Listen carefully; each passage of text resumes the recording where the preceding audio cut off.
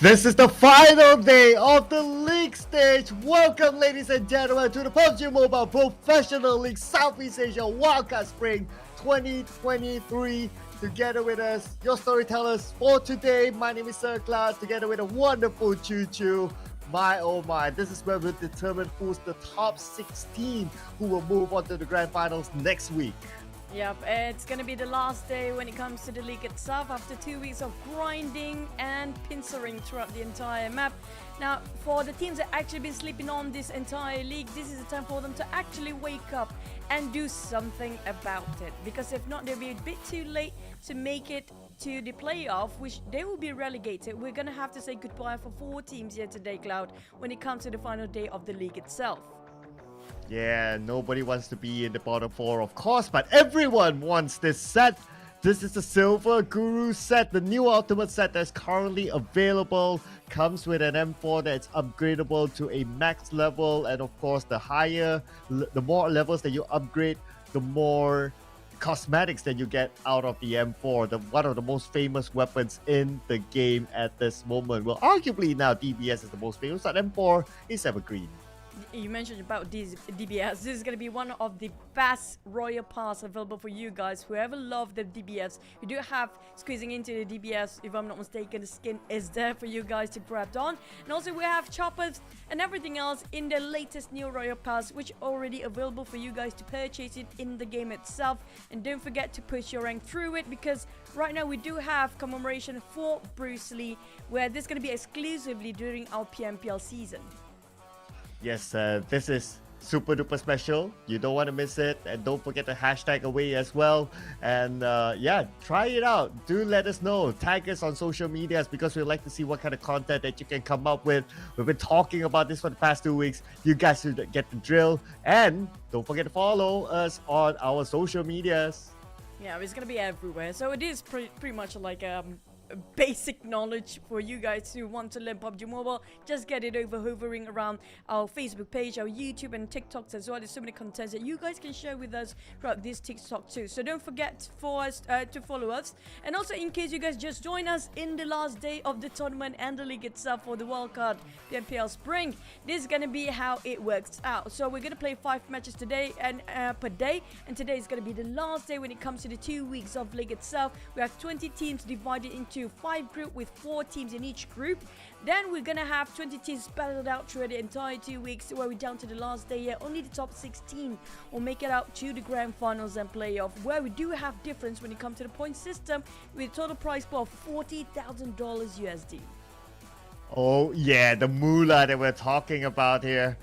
Man, I miss saying the moolah. But besides money, of course, these teams will be eyeing the next stage of the tournament that's called PUBG Mobile Super League Southeast Asia, also known as the PMSL, whereby the number 1 team from the Wildcard series will be featured in the PMSL.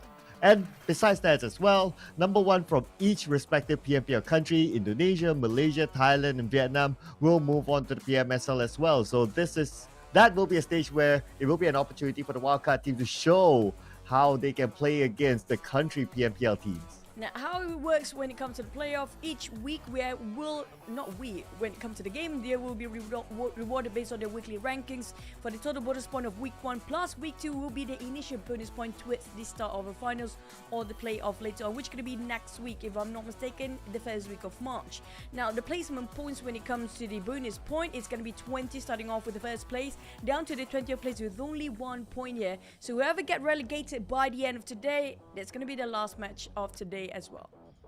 Yes, and here is the groups that will be playing today, and after this there will be no more groupings. So of course it's all divided into group A, B, C, D, and E. And group A we have FOD, Flash Vision, APG, SP. Group B, SKR, we have YG, Vipers, we have Axis. Group C, West Point Mamba, Sin, G Lab, we have BG. Group D, we have Enigma, GE, Falcon. H2O. Group E will be KE, Austria Esports, DX, as well as Playbook Esports. Now, when it comes to head-to-head between players, it's been a while. If you notice here, Cloud, the Astro Axe has been here for quite some time. Yeah, I do agree. He is one of the veteran players in the scene. used to hail from Orange Esports back then in the day. And if I'm not mistaken, he was also at the PMCO Globals at some point.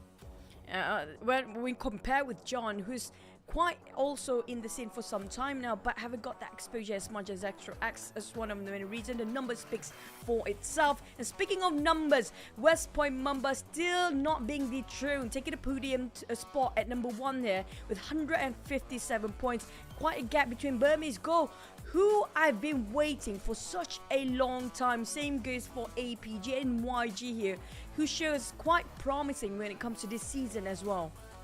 Yeah, it's nice to see Burmese goes up there. Last week they weren't doing that well, but this week they are back on track. But on the other hand, on the flip side, we do see a couple of familiar names at the bottom, H2O as well as Axis, sharing number 19, number 20 respectively. Hopefully they'll be able to at least climb up. Although I do think that their chances onto the grand finals is kind of slim, but you just want to end the day well, at least with a chicken dinner to your name. And this is where we mentioned about the teams that don't have anything else to lose if they actually want to push themselves forward here. And we do know for a fact that today is going to be the day where they want to bring everything forward. Now, back to the highlights, it's going to be the recap of week 2 day 4 in case you guys missed it. But we saw, like the usual, when it comes to Sun, with so many DBS playing on, I do notice some teams, even though especially when it comes to West Point Mamba, right? I do notice when it comes to certain map like Myanmar, they're a bit more particular about it. They're shining brightly when it comes to that certain map. But when it comes to Wrangler, they are in the middle bracket, not so well. But when they are in supreme reign of certain map, they're making sure they can garner as much point as possible. That's where they get a high volume of kills, like brilliant plays coming out from the side of West Point Mamba, and that maintaining themselves at number 1 spot. When it comes to Wrangler, they're playing a bit more of a sort of a standard default plays if you compare it when they were in Myanmar. Yeah, I do agree. West Point Mamba, they are a different animal when it comes to Miramar.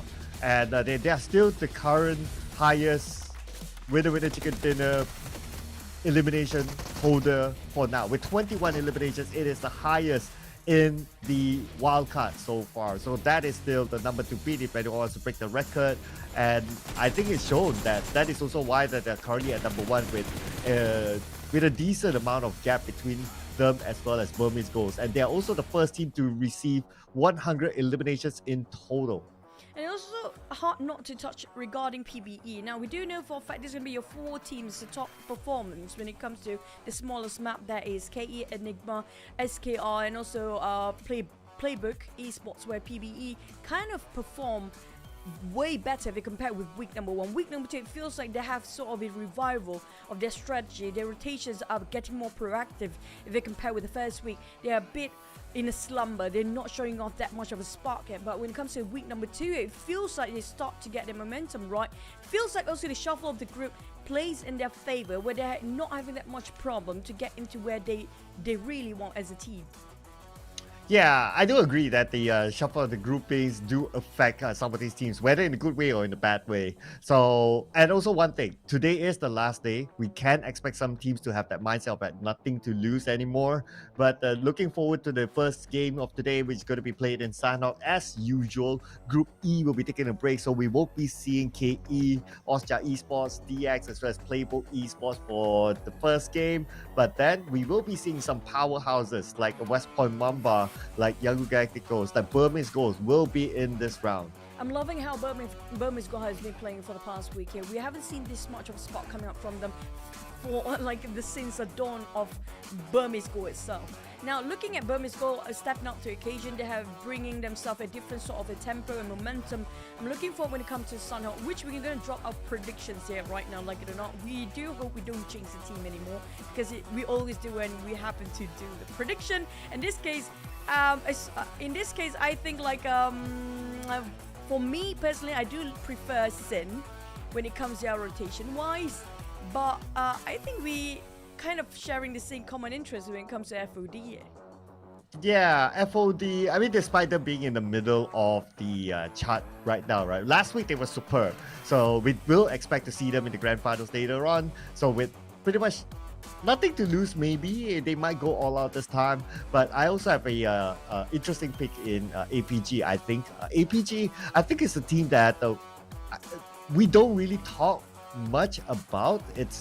they're always like somewhere in the middle. But if you look at the overall right now, they're already number 4, and their gap with number 3 is only 2 points, and their gap with number 2, which is Burmese Ghosts, is 13 points. So it's not impossible for them to catch up to at least number 2 finish. I agree. When it comes to APG, I feel like APG do have sort of consistency when it comes to week number 2, but at VE now, we have to highlight more towards this team. For me, Vipers is going to be a hot and cold, it depends. So there's going to be a bit of random come up from prediction, but at VE and APG, I agree for a fact, we have to talk about them more often. Feeling like at VE, feels like they got themselves that sort of potential, but it's just not showing off the time that they need to do so. But APG, they have this consistency of getting everything in balance when it comes to their positions, when it comes to their elimination points. It feels like they start to get the feel of it, but sometimes they get intimidated quite easily. Like example, if you're recklessly rushing into them, or they've been surprised by some ambush that they didn't participate for it to happen, they might actually drop down a bit when it comes to performance. But it all depends on how their mindset will be when it comes to the game itself. Yeah, because these teams, they need to be careful as well. They are most of them are on the top, on the first page. So because today is the last day, it's going to be the final 4 games for all of these teams. We can expect, like, if teams have the mindset of like, we got nothing to lose, they might be challenged in their regular drop spot. It's like, we just go down, we just have some fun, and just disturb those teams that still want to go for as high as possible in terms of overall placement points, just to get the weekly bonus points.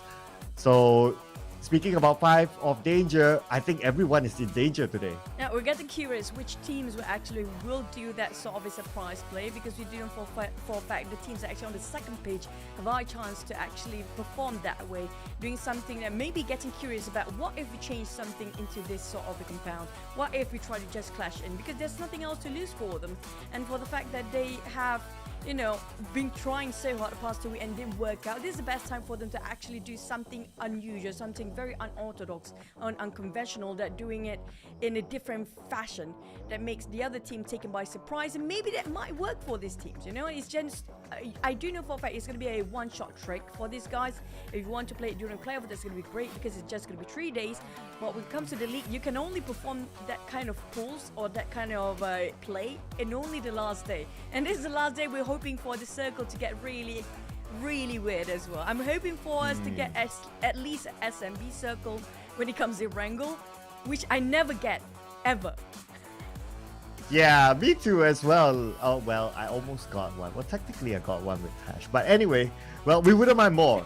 We wouldn't mind more if every round was those wonky circles, as SMB, or maybe for this one it's like a Camp Alpha, or really tucked in the corner. Yeah, it's always really fun. And plus with the new changes, it's at Sandhall, there's no way you can heal outside of the circle towards the end, because when the circle is like tucked at the corner, we'll be seeing a lot of teams rushing to the same direction, and that's where they will bump into each other, and we'll see a lot of action. So it's fun for us as viewers too. Yeah, for me personally, when it comes to Sunhawk, I do prefer Hearts and Circle. I mean, like, back then I hated it so much, but these days I prefer, because Sunhawk has been, you know what, we used to be very excited about Sunhawk because how small the map is, and like it or not, there's inevitable clashes between the teams anyways. But these days it's a bit more slow when it comes to Sunhawk due to the healing game back then in the last 2 seasons. Now I'm hoping more towards a really wonky circle, or really unconventional circle towards our team, because like you mentioned, when it comes to only one direction up north, and like it or not, in between the islands, it is so hard for you to decide which island for you to stay on, whether it's going to be the Cam Alpha or Charlie or even Bravo. If it happens to be in the center, it's going to be really tough for the players to actually decide whether they want to stay in certain island or not. And I think when it comes to bootcamp, it's not too shabby of a circle either.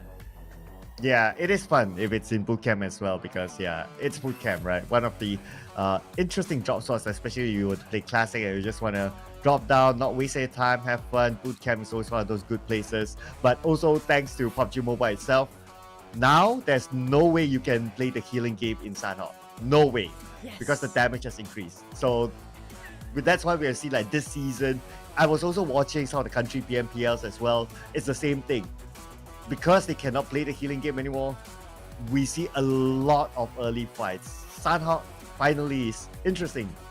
Finally, it's interesting.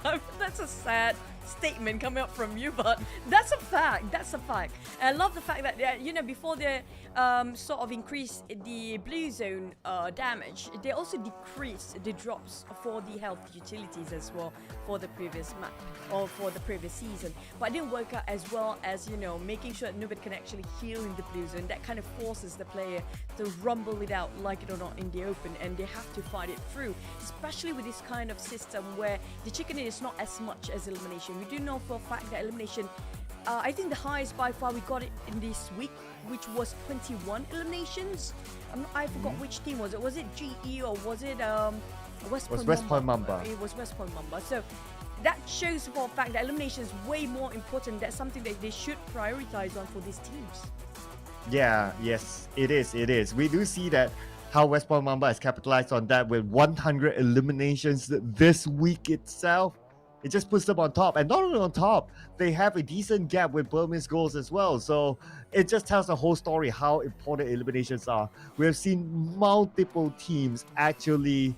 some of the teams, they don't really go for eliminations. They still go for placements. And we see that how they're punished with only like 1 point, 2 point in that round. And it's just not worth it. That's true, but right now everything will be tested. Can West Point Mamba still stay at the podium or not? Will there be some inevitable plays from the teams that force their drop spot change in the last few minutes, when we're gonna hop into a last map of Sunhawk in the wildcard week 2 day 5, a final day of the league itself? Are you guys ready? Because buckle up, we're gonna go straight and fly into the last map of Sunhawk.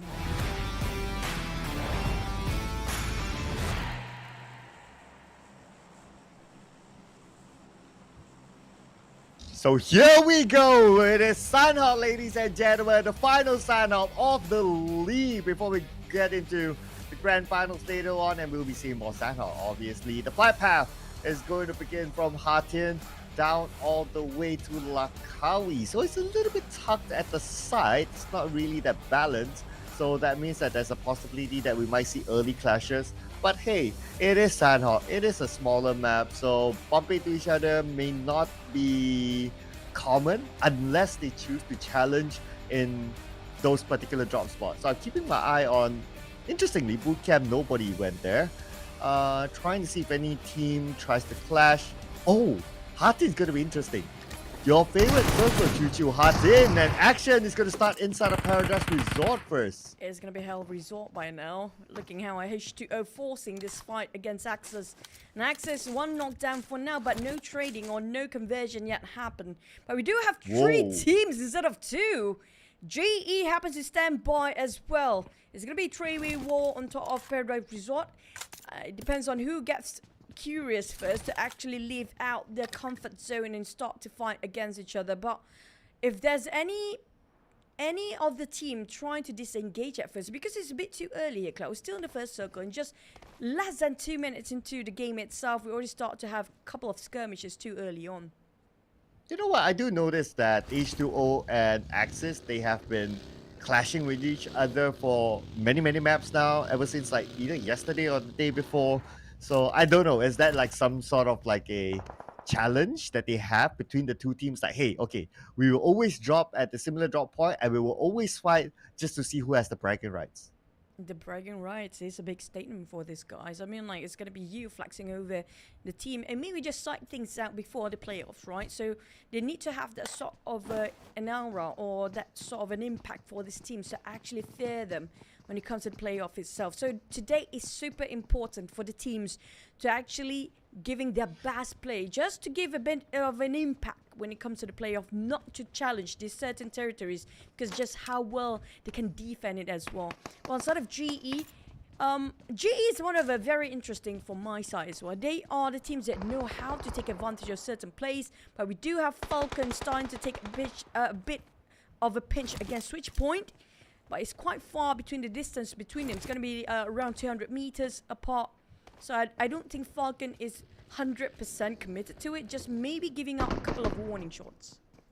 Yeah, I guess so. We can see the distance between the two teams. So they should be okay for now, unless they're forced to move by the circle. But we're moving back to Paradise Resort. Not only 2 teams, but 3 teams, including GE, is in this.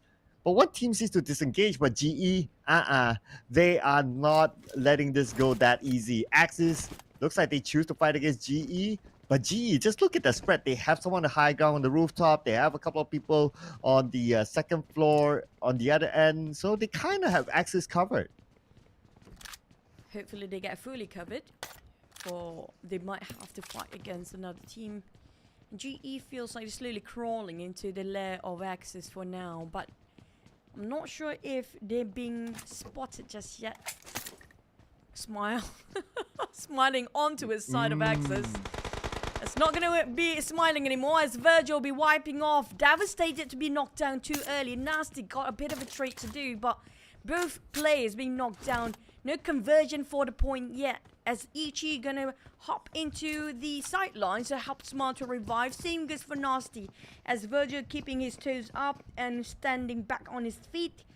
They're planting the seed of fear towards the side of Axis, making them a bit paranoid to make a move. Now GE, will they still take the fight, or they part ways here? Yeah, I mean, I could understand the confidence level for Axis. I mean, just by looking at their current place in overall rankings versus GE. GE is kind of up there, so GE naturally has more momentum. But Nasty, well, maybe they have the, like what we talk about, right? The nothing to lose mindset, and they seem to be having that now. West is all alone though. He needs his teammates to come quickly to back him up, but they don't know that West is there. Oh no! Nobody got a clue, and this is going to be the perfect time. What a clear side here. Just to spray things over, leaving only Baby left behind. Last remaining member of Axis. And it's going to be 3 secured eliminations. Easy points, not breaking any sweat. Coming up from GE and is still chasing the tails to the side of Axis. Baby. Now they still want to finish things off with Axis. Not going to give it a go. And then Baby with a shotgun. Managed to knock one down, but didn't secure any points. A set for 1. Axis again. Not being able to show what they are made of. A bit too early to leave things out here, the first one. It's just so hard from them. It's like what you always like to say, Choo Choo. That was a surprise, motherfucker. I mean, they didn't check their corners, unfortunately. Like, that guy was proning there for the longest time. Waited for every single one of Axis to just show themselves. And with one spray, he got 2. His teammate came in at the right timing, got another one, and it was just an easy rush in to just finish off Baby. I mean, like, West was biding his time, slowly crawling towards the side of Axis. I'm surprised I didn't hear him crawling towards them in the first place. Now, how can they not look through the grasses? Because they were right across him. It's going to be a really comfortable cleanups just now coming up from the side of GE, and that was definitely easy eliminations for them. Even though the last 1 man was all well worth it. I mean, like, they didn't even lose any men. And it was H2O losing 1 man that giving Axis at one point early on. But H2O, I swear to God, they are definitely glad they didn't just overcommit themselves in that sort of in this sort of a precarious situation. But we do have visitors coming from BG to the side of West Point Mamba challenging the Titans this time. Oh, the number 1, number 2 teams fighting against each other, but looks like West Point Mamba has an advantage by taking out Amura. Irmas just behind the wall. The DBS gameplay. 1v1 DBS, and Irmas comes out on top. We're not done yet, as Irma's still gonna finish things off and cleaning up all the house that needed to be here. Spot out Enigma along the way, cats. They greeted warmly by the side of Irmas. I'm surprised how West Point Mamba just shift their attention from one fight to the other with a short amount of time. Just swing it over and just find another team casually just shooting over their side. Oh, wait, John takes out a member of SKR somewhere else. Not too sure what's happening. Looks like another clash happening. Alright, so it looks like it's going to be a long range. But with that long range too, they managed to secure an elimination. And SKR, wait, what? That fast? We didn't even get a visual of them. Even APG butting their business into that fight as well. I'm surprised that they got caught by 2 teams in a short amount of time. It is, I mean, like, I was hoping and looking forward for SKR when it comes to last day. We saw how diligent they were when it comes to week number 1. But it feels like everything falling off through the river and things just crumbles down when it comes to the fundamentals, when it comes to week number 2 as well. But when it comes to Circle, we definitely have only one side of the island, which is going to be right on the southern part of Painan. We might end up on top of Painan here, Cloud. Oh, yeah, that's a possibility there. So let's see if it happens. But the confirmed thing is that the whole circle is within the Ruins Island. So that's kind of fun for me, meaning that there will be choke points that teams will bump into each other and things will go really, really fast. But it's already fast enough if you ask me. We're already like, what, 2 teams down? And we're just in the second circle. Man, this is the new Sandhawk that we're talking about. Yeah, I'm loving this. A lot of wildcard teams are sending their messages early when it comes to the final day itself, showing what they have to offer, what they're made of. The training, all this while, they're committed their entire life for this last moment. They need to make it through. And the first place when it comes to the playoff, if I'm not mistaken, will directly get into the Sea League or the Super South Asia League as well. So they have a lot at stake here when it comes to this team. But BG, they lost early on. Heavy toll on them with 2 men nowhere to be found already, starting off with only a duo. They have to play a bit more safe. We do have Vipers. This is going to be the team that's trying to hunt down the players. But for FVE, it's going to be interesting as we have all 4 men swimming wide wide ocean. And they're keeping their cool inside of this ocean as well. I mean, like, they're not even trying to find a boat. Not wasting any more time. Just going to swim over. Why not? Yeah, I know. It's a hot weather today. I mean, at least where I'm at. So can't blame them for going in for the swim. But I guess it's practically or objectively, it's better than you trying to go for the bridge because majority of the teams will be on the main peninsula. And if you go to the obvious places, that's where you need to take fights. And if we look at FVE, they are in a position where they could still qualify to the next round. So they wouldn't want to risk that.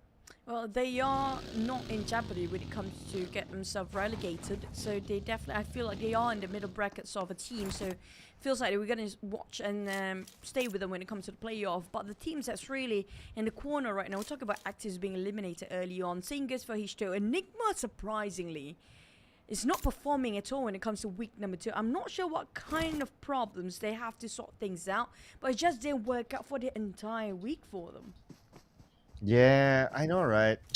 But anyway, today is the last day. Whatever it is a final moment for them to collect points.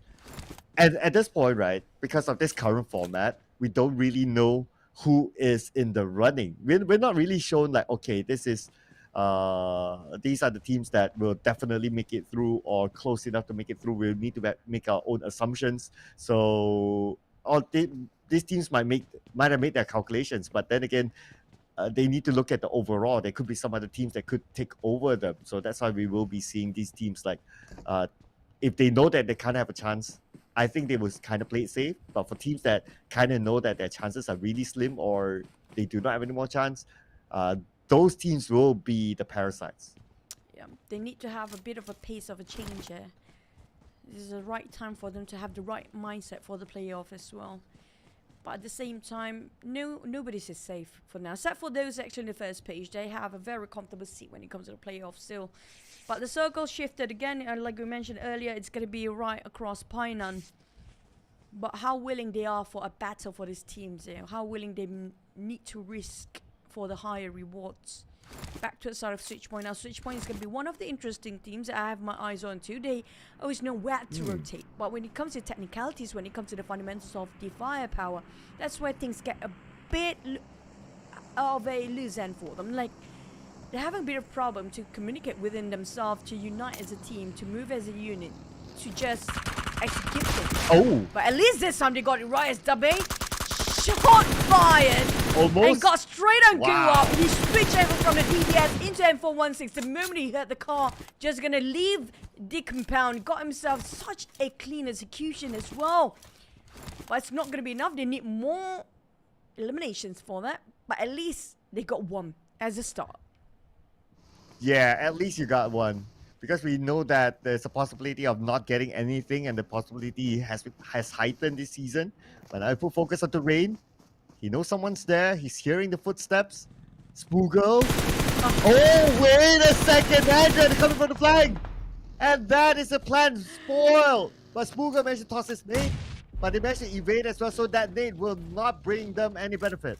I mean, like, Rain, that's the worst timing possible to prone over stuff, and there's nowhere for them to actually help them Spook down next, as Chan-Lo making sure they're going to be a bit of a follow-up coming up from the side of Falcon.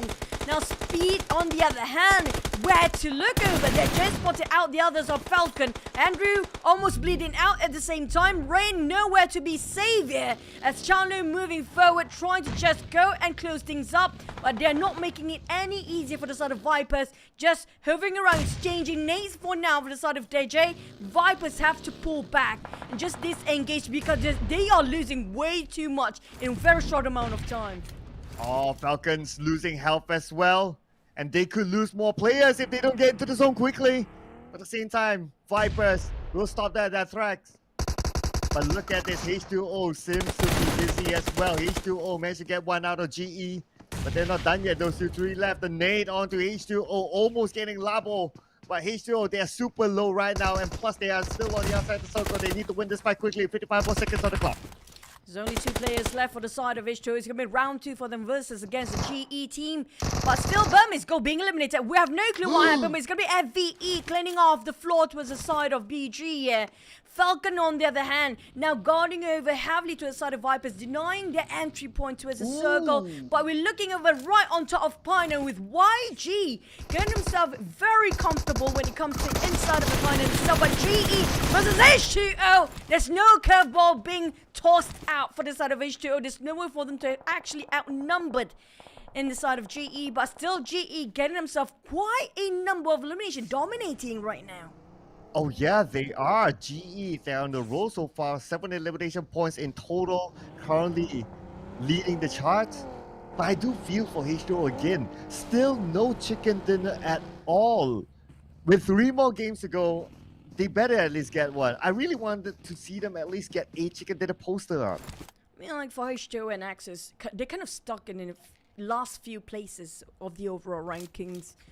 It's just really tough for them to actually call things out when they try to change their strategy. But we do have Moxie from afar. Finish off by Spooky. That's going to be 100 meters apart, but still securing with that long shots coming up from the high heels. But we do have the next one, Enigma challenging Sen to have a bit of a brawl here. But I'm not sure if Sin want to take up the bait, but they can actually force things out. They have to cut across for Sin because they are at the edge of the blue zone. We do have APG on the other end as well. So, like it or not, Sin, they have to take this fight! It's right across! It's going to be a splat from Cap to the side of Vic! That's brutal! It is! How many times we have seen splats happening so far? But then, hey, where did it come from? Oh, it's gonna be from Cooper! He was proning to toss that name. What a sneaky move from Cooper! It's just emphasizing how Enigma wants it so bad. But side of Sen versus Falcon next. Leaving with only Lanju here. 1 elimination in their hands. That's not going to be enough. He has to be extra careful, very delicate when it comes to approaching towards the center of a circle. But how to go through without fighting anybody, that's his plan right now. How to survive as long as he can. Back to a side of West Point Myanmar. They fought against another team just now. One of the Titans as well, which was a team that's on the top chart. Got themselves 3 eliminations. But Falcon got out the kid. Oh, what a crispy spray. That didn't even whiff any tiny bit. Nice spray control there. I mean, they are one of the best teams around. That's why they're playing this tournament. But now we'll be reviewing the circle. Looks like the possibility of the circle ending onto Ruins Island is pretty much 100%. I know that there's a small percentage to go back onto the main peninsula, but I think it's very unlikely. So we would expect teams to focus on getting into the Ruins Island. But we did talk about APG early on the show, and Shroud had to go down. APG down to the last 2 men. Well, APG, really tough for them playing as a duo. We do have a lot of team going for duo, but APG duo or not, still securing Cooper to the side of Enigma. And now Enigma losing men as well. You know what? They're going to equal out the play field here. Enigma leaving with 1 player left. Spooky managed to get a bit of a slap back towards the side of Kid. But it's not going to be that easy for him to finish everybody off. Leaving with 1 man behind. SP, YG versus Falcon next as Loki pick up on Andrew. And Cloud finish off by FOD as well. Some players are still on the outside of the play zone. 1 second. They've been in this point in the longest time. This is their turf, and they can show how powerful they can defend this as long as they want it to be. Yeah, they hardly needed to move. The circle favored them, and that's always something that you can't complain about. But speaking about the zone, you mentioned some teams spending too much time. Kai went down.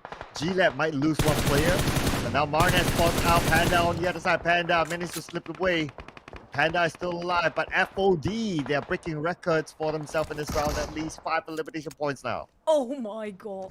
What a sad ending for Enigma and APG at the same time. It feels like a fish eat fish world, where the last person actually winning was West Point Mamba, finish off the skirmishes between sort of APG and also Enigma, as we speak about all the other teams fighting here. But look at how Loki, how the team make this man work so much for the team as well. He's been guarding heavily to a side of GE. There's no way in for the side of GE because of how Loki just got into his angle. But Romeo will start to leaving out loose ends here. We're talking about Marnet might have to give extra hand to the side of YG due to Romeo being knocked down.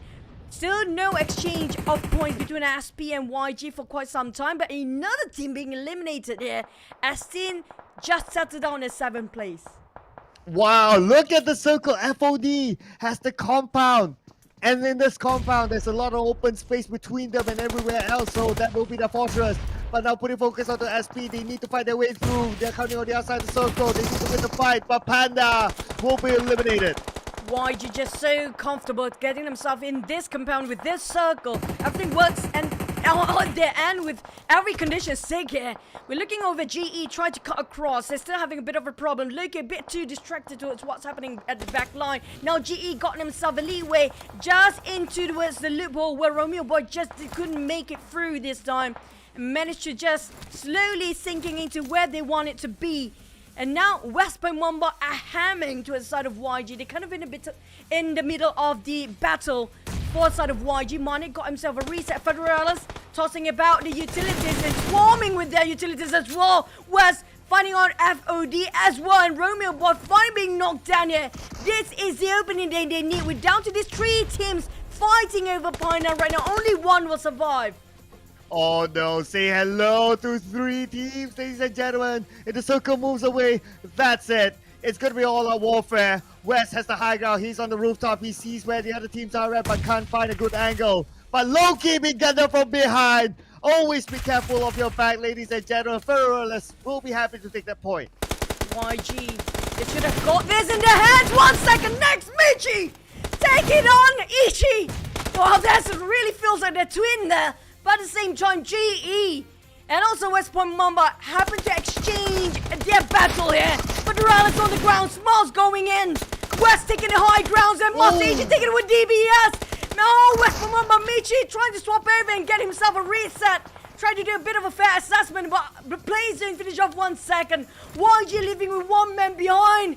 It's going to be tough for YG right now as West and the rest of GE start to sweep the floor clean. Michi with the DBS trying to work his corners out. Tossing over that volley, but Ichi's faster. But got burned and barbecued. It's not going to be enough. The DBS. Goodness me, the exchange. But Morales makes such a good point here. Oh, it's still going on with the blue zone shrinking even further. It's crazy. Their movement by West Point Mamba just so seamless. But GE now is not done yet. He has a nade. Retoss the nade onto the right side. But looks like now West Point Mamba, they managed to pick up their teammate. And now YG is still waiting for the right moment to gun them down. YG has the high ground on the second floor. GE on the other end on the lower ground. Fully know that his opponent there. One DBS shot and West is down. Morning! I mean, like YG was losing. Oh, the blue zone! Couldn't have enough, but so close, Morning! Lost second health! It's like 1% HP left. Goodness me, still managed to survive by the blue zone. It's all about the time here. 1v1v1 is going to be back to the Mexican fight. But Federalis trying to revive, but there's no time left. He's barely making it into the safe zone. Oh. Joseph safe for the sake of YG. Marnet, he clinched through this. This caliber of play by this one guy. Goodness me. My goodness, Joseph shooting at the right timing. But now we're 1v1 Marnet or Joseph to secure the first chicken dinner for today. Can YG do it again?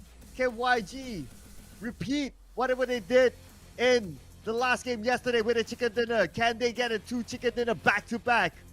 But looks like it's going to be 50-50 here if you ask me. But Marnet is taking the higher ground, so slightly more advantage to him. But he still got himself quite a number of utilities for Joseph. If he tosses around 2 nades, there's going to be more than enough to finish off Marnet straight head on. But I'm not sure how many utilities do Marnet have. None! There's only bandages working for him right now. That nade will be cause of his death here. It's going to be his bane if he got right at the perfect angle. For the side of Joseph, he's thinking about tossing it over, but he's no clue where the perfect toss will be. For him to actually just play around with a grenade. They'll clear by giving away his position. Exploiting himself where Joseph is. Marnet just happens to stand, and there goes the spray! YG, what a play! Marnet, I mean, they were pincered. They'll be brawled, they'll be cornered, but YG taking this triumph with so much diligence coming out from their side. Yesterday in the final game, they managed to get a chicken dinner with 20 eliminations. Here it is again, ladies and gentlemen. Another chicken dinner for YG. I believe this is the first back-to-back chicken dinner that a team has had in the wildcard so far. YG, they are showing experience. Pays it off. They're definitely turning up the heat when it comes to the final day of the league itself there for the wildcard 2023 spring PUBG Mobile. I mean, like, this is a curveball thrown so big of a swing coming up from YG. They were being stuck in between. They were in such a tough ordeal at first versus West Point Mamba and GE on the other side. They were in the center of attention of the fight itself. But, you know, I don't know how Marnet get out from that mess in the first place. How did he survive? As that's high caliber, one of the best caliber play that we've seen for the entire 2 weeks of this league itself, Cloud. I mean, like, if you're in his shoes for Marnet, it is so much work. He put off such weight for the team as well. Yeah, and that's why I'm in my own shoes, sitting here chilling, watching them play. But I have to agree, like that entire final, there was like what, 3 teams, 4 teams in the same area, and they have very little space to play with, but somehow Marnet could get out of that. And the teams that were playing in there, they are not small teams. They're like West Point Mamba, they're like GE teams that we know have a lot of firepower, but it could still come up. Despite only 2 eliminations, I'm not going to deny him the MVP. He brought the chicken dinner to the team. He was solo. He did that solo-handedly and fighting against FOD in last minute. We have to thank John from FOD in the first place, finding the West Point Mamba players who were left with 2 players at least, like one of them being knocked down. But still, it's going to be the teams to watch here. West Point Mamba, YG and FOD. These are the top 3 teams that survived in the last few rounds. And GE, I'm not shocked if they got themselves quite a high eliminations number being secured, because we saw how they were bulldozing and how they were on rabbit and just run and gun the entire Sunhawk just now. Oh yeah. FOD did play a big role as well. But nevertheless, it's going to be West Point Mamba, still one of the top teams to watch. Despite them going out earlier than a couple of other teams, they still managed to get like what? 14 eliminations or 15, something like that, around that number. So overall points is still really, really good for them. Plus, it does help that they have a fairly significant gap than Burmese Ghosts, and Burmese Ghosts went out fairly early. So it's kind of like a no-brainer. West Point Mamba, they will extend their lead in the overall charts. And also West Point Mamba got themselves quite a comfortable cleanups when it comes to certain rotation just now. They have to be in the right spot at the right time that the other teams are fighting against each other. But this is one of the best highlights coming up from West. There was three players of a team that been finished off straight by this one particular guy. And there's so many exchanges of DBS in between. And this was Switch Point got himself a very clean execution. We saw so many off-timing and off-angle shots from certain players that didn't expect somebody to be lurking, just eyeing out towards them, and it happens to be somebody there. It's always somebody when it comes to Sunhawk, right? You cannot be comfortable or just be, relaxed when it comes to this small map. Yeah, and as we did talk about West Point Mamba's elimination collection, and 13 eliminations, bringing them 18 total points, despite only 5 ranked points. Just look, okay, who was above them? Okay, YG was above them, FOD was above them, they got more rank points, but because of the amount of eliminations that West Point Mamba dished out, 18 total points, leaving YG behind by a difference of 3 points. That's very close gap here right now. But at the same time, I'm loving how GE getting himself also another team with double elimination points. It just shows that they really want to go for eliminations today. GE, they have no care in the world when it comes to their positions and ranking. When it comes to chicken, they don't care about that anymore. It's not their priority at this point. They just want to go for the kills here. But when it comes to the top 4, still, when it comes to the overall ranking, West Point Mamba taking the lead. But look at the gap between the 2nd till maybe the 6th place. It's so close. And it's within reach for these guys, but West Point Mamba just open up the stretch of the gap even furthermore, feeling like they're giving up a huge statement. You know what? When it comes to the playoff, we might getting them ourselves at number 1 again. I like to see PBE as well getting a chicken dinner for themselves. They're the only team with no chicken, no problem, still holding on to page number 1. But on the other hand, page number 2, disappointing showing from H2O and Axis. I would love to see more from them. Maybe Axis did kind of okay, but they got backstep. But I think overall it's still very disappointing. I really want to see more from H2O and Axis. No, like for H2O, if like an example, if things can change for the side of H2O and Axis, what would you change in their shoes here? I think. Well, I don't know if this is practical, but I like to think that they got to change their mindset, because I don't know whether it's like they have some sort of like challenge between the both of them. Like they will always drop into the same drop spot, and it has happened for at least a day or two already. I kind of noticed that, and by doing so, one team could be handicapped, could be eliminated, and if they really want to go for the chicken dinner, at least getting a poster. But Axis has one, H2O doesn't. Maybe they should just play like any other team. I'm gonna have to talk deeper into the sort of a point, but before that, don't forget to follow us on our social media. We're gonna have the fan page for any region that you are at right now, including the YouTube and also the TikTok.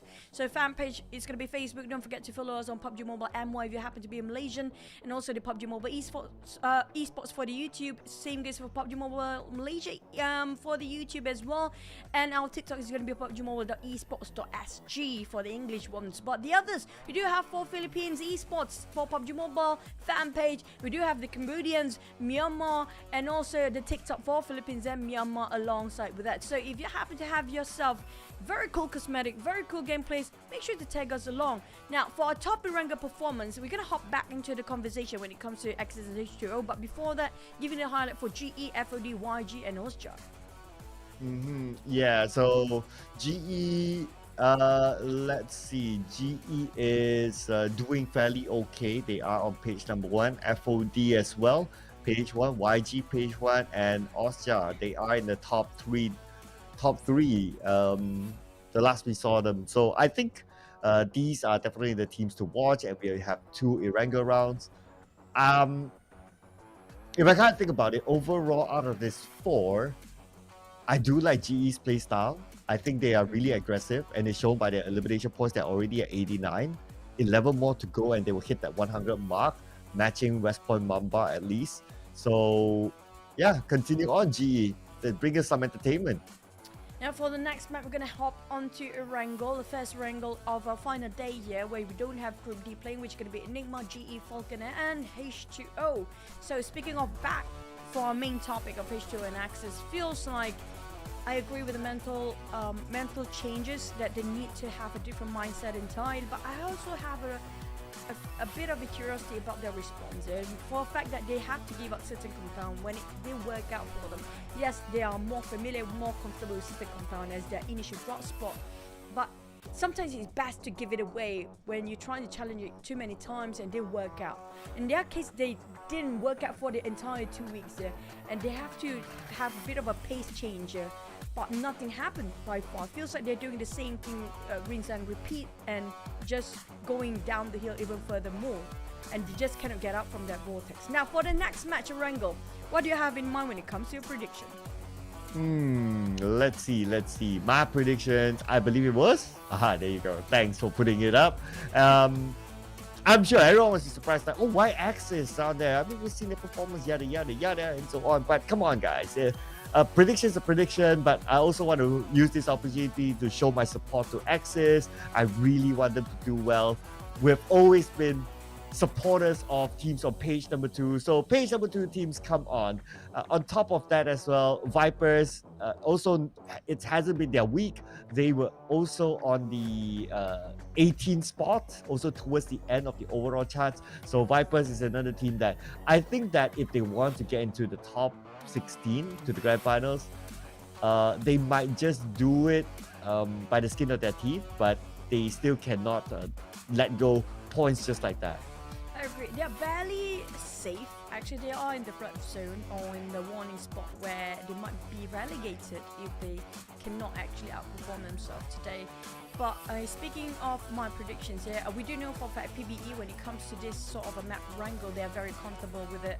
They are very balancing it out. I have to say they are very balancing it regarding their eliminations and also their positions, as well as SP. Now, SP do have the upper hand when it comes to their strategy and rotations. But when it comes to the brawls, the fights, the CQC, they have a bit of a problem to keep their composure in. So sometimes they get a bit panicky about that situations. For the side of APG, I feel like they have more to offer to us. It feels like they know what they're doing, but sometimes the timing just a tiny bit off. And I love the fact they're putting Axis on the second place, but the thing, that one of your predictions. But the thing is, what I want to see from Axis is like baby steps, right? You don't have to really outperform all the other team with a wow, sort of a brilliant, amazing, bizarre performance. It's like a baby step at a time. What I'm looking for the second page, at least, is not being fallen off behind way too much.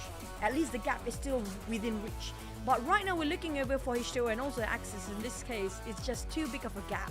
Feels like they're being left behind and nowhere to be seen here.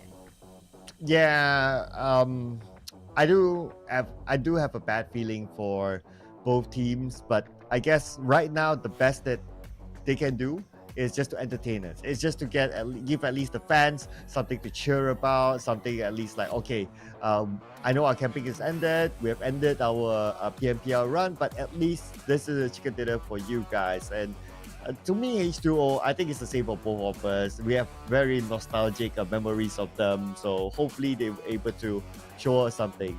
And if I remember correctly as well, when they were playing PMPL Season 1, they didn't get a single chicken dinner at that time.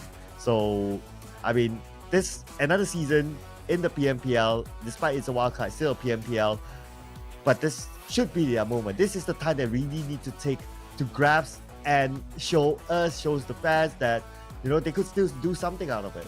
But I think they managed to get last minute chicken dinner, right? Where the entire arena stands up for them, clapping out for H2O. Remember that one time, like it was the last few days of the league itself where they finally secured it, one chicken that we're waiting for, right? That was another team. Was it? There's another Singaporean team, if I'm not mistaken. Yes. There was another. Yes, it was another one. I remember because we all gave the standing ovation. Yeah. And everyone was like cheering. Even all the other players were cheering as well. Yeah, it was crazy that time. All the other players gave the standing ovation. My goodness, what team was that again? I need to fact check that. Yeah, we forgot it was definitely one of the Singaporean teams. Yeah, I mean, like, we are looking for that kind of performance at least, because H2O is one of the teams that kind of marked themselves a long time since the dawn of PUBG Mobile, since the start of PMP in the first place. But it's just what make it so hard for them. I just couldn't fathom or just couldn't have a grasp about the idea why is it feels like they're hitting the wall for such a long time. Sometimes you have to stand out a bit and be the third party and just look over what did they do so wrong that just couldn't actually have the hurdle to hop through it. It just feels like they are kind of stuck there for the longest time there. It's like what, 5 years now? And it's still there. Yeah. Oh, okay. So I did a fact check. Oh, so it was impunity. Yeah, I had to. It was impunity. Yeah. So H2O never got a chicken dinner at that time. And so far, doesn't look like they tried to push it. So come on, guys. 3 more games. Give us something to cheer about. I want to do the standing ovation at my own bedroom here. I mean, like, we do get the point that H2O do. I mean, like, the fishes do prefer H2O water in the first place because chicken and water don't really gel well, but I mean, like, is it something that have to do with the branding itself? But I'm looking for at least baby steps, right? At least baby step for H2O. As a start, maybe prioritizing over one objective instead of balancing both at the same time, like just focus on placement. How Switch Point been playing? Example, the best example here is gonna be Switch Point. How they were adapting. Like, you know what? These guys, the firepower is just ridiculously strong. They're just doing really monster amount of kills at a short amount of time. So why not we take one thing a step ahead, like slowly, like how they did. They go for placement, they go for rotations, like how to avoid this really unnecessary fights in the first few circles. That's what they did. So they're starting to build things up one by one instead of try to overwhelm themselves with so much things to do at a time. This is what it feels like for H2O Response right now. They are overwhelming themselves with too many things they want to do at one point.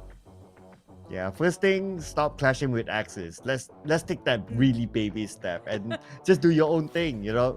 Okay, so the best this week, just going through the numbers, they've gotten themselves a 4th place finish with 5 eliminations. That's not too bad, you know. That's okay.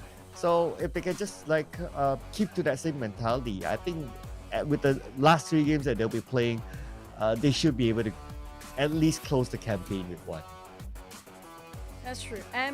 I know you guys cannot wait to see the game itself, but we're waiting for the players to get ready in the lobby and the lobby to start. So you know, I'm just gonna, you guys have to bear with us for a minute. But also, I want to take this minute to actually thank all the viewers out there that have been following us since day number 1, and whoever just started to follow us as well. Thank you so much for your support, because we're not done yet for the wildcard, SEA Wildcard for the Spring 2023 PMPL, because we still have the playoff, which I'm not mistaken, it's going to be the 3rd of March till the 5th of March, right?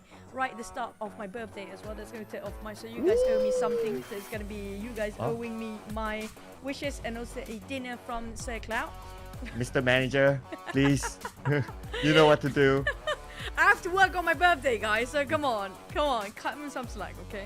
But also, speaking of the other teams now, I want to see how the top teams of this caliber, when it comes to wildcard, when we match up in the playoff as well. Like, example here, West Mumba. We haven't seen this strong of a performance from wildcard itself.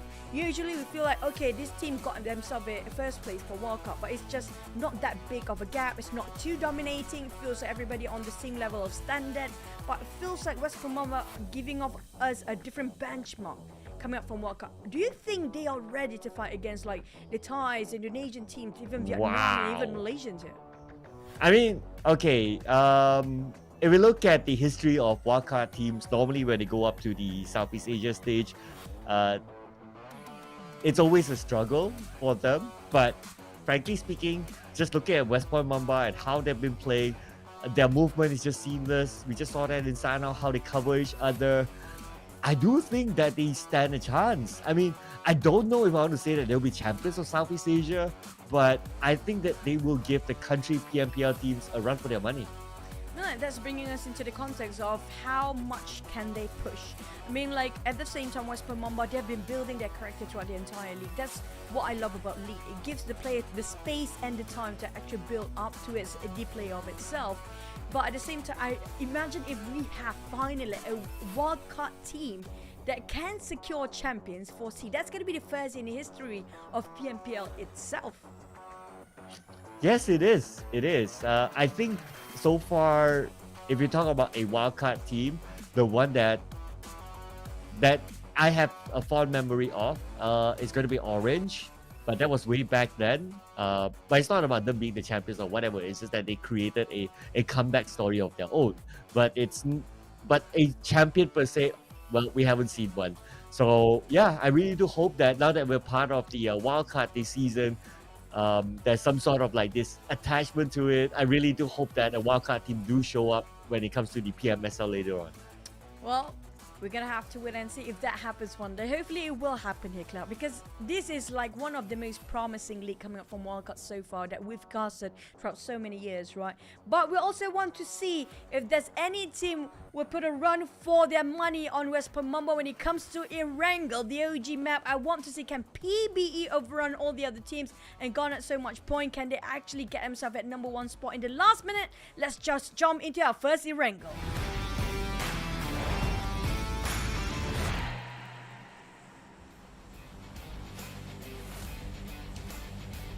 And it is irregular, ladies and gentlemen. Here we go. Match number 2, week number 2, day number 5 of the league. And the flight path will come from the top.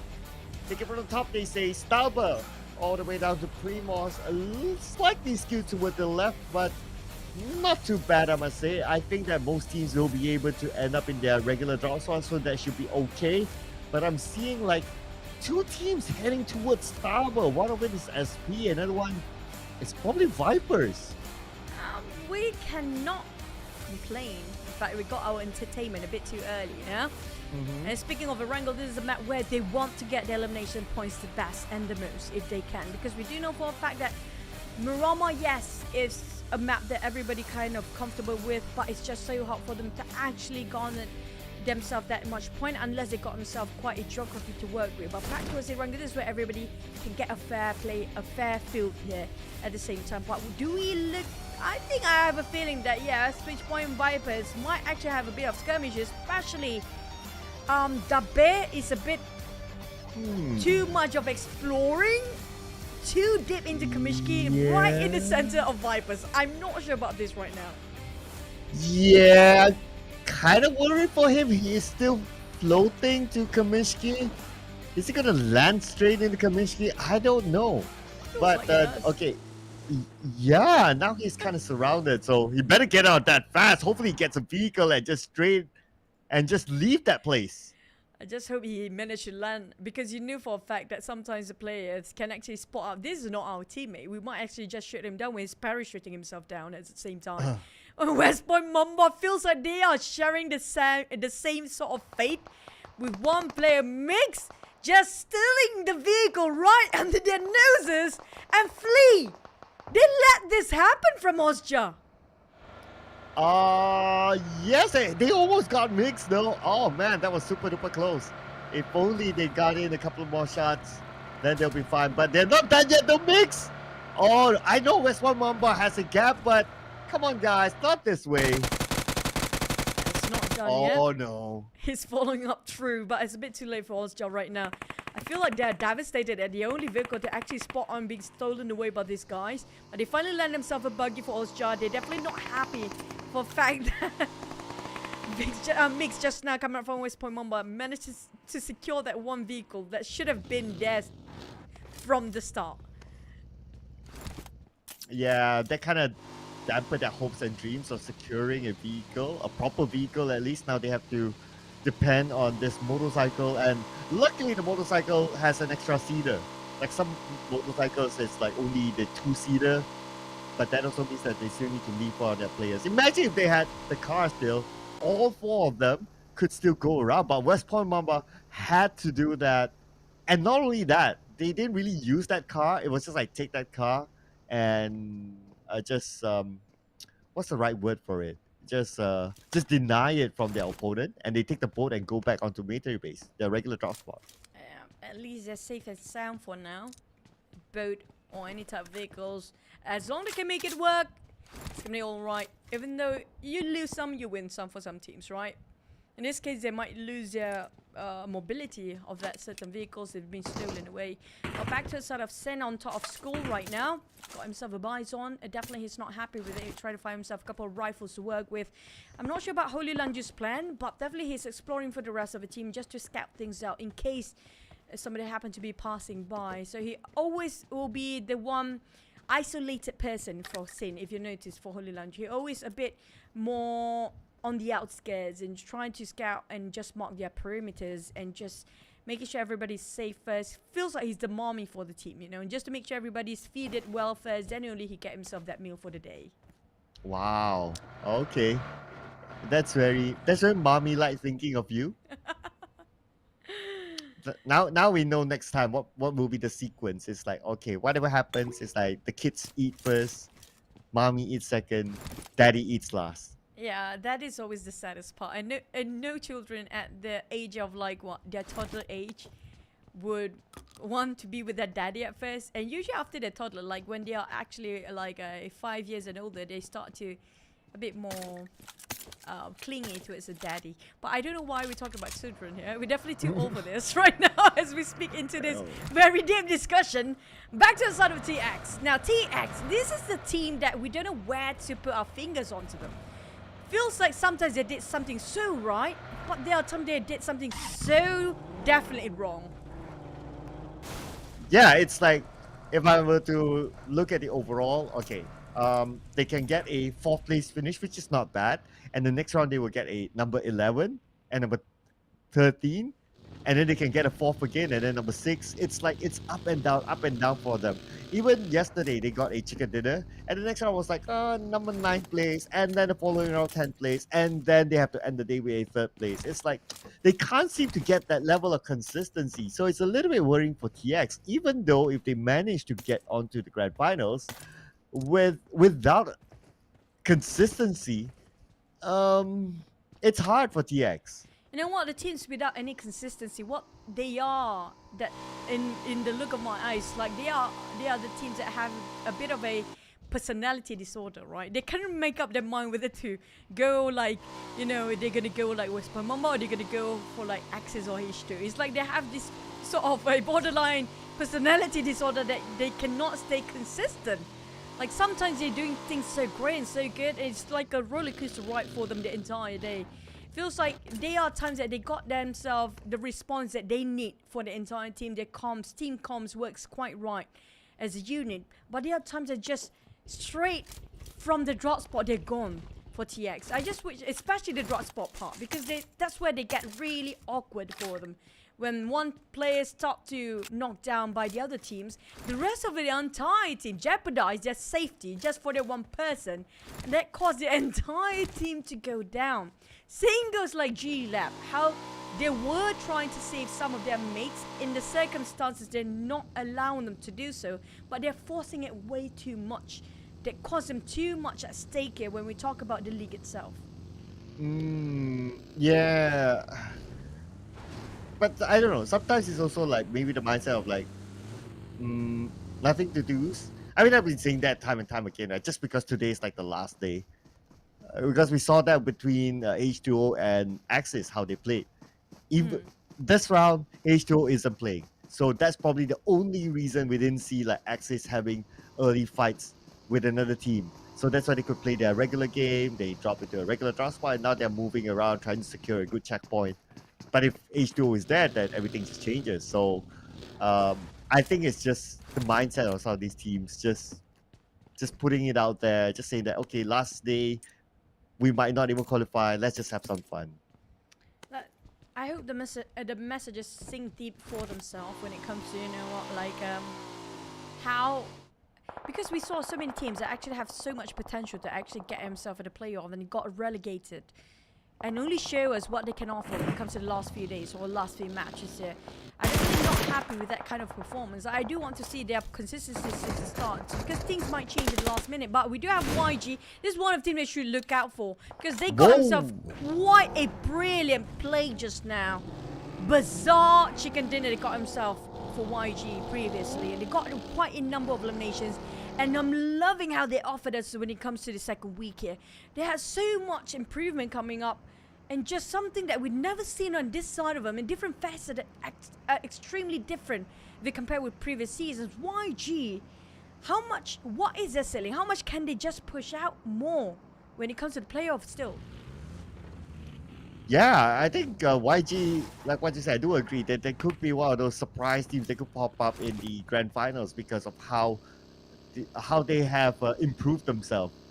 But speaking about improvement, Axis with the first blood, my baby. Oh, wow, female players managed to get the first knockdown there. It's going to be a second knockdown for Axis. Looks like it's going to be an improvement this time around, but kind of spoke too soon. They lost Virgil and everyone else. Feels like a deja vu. Now YG butting into this. They got himself Loki.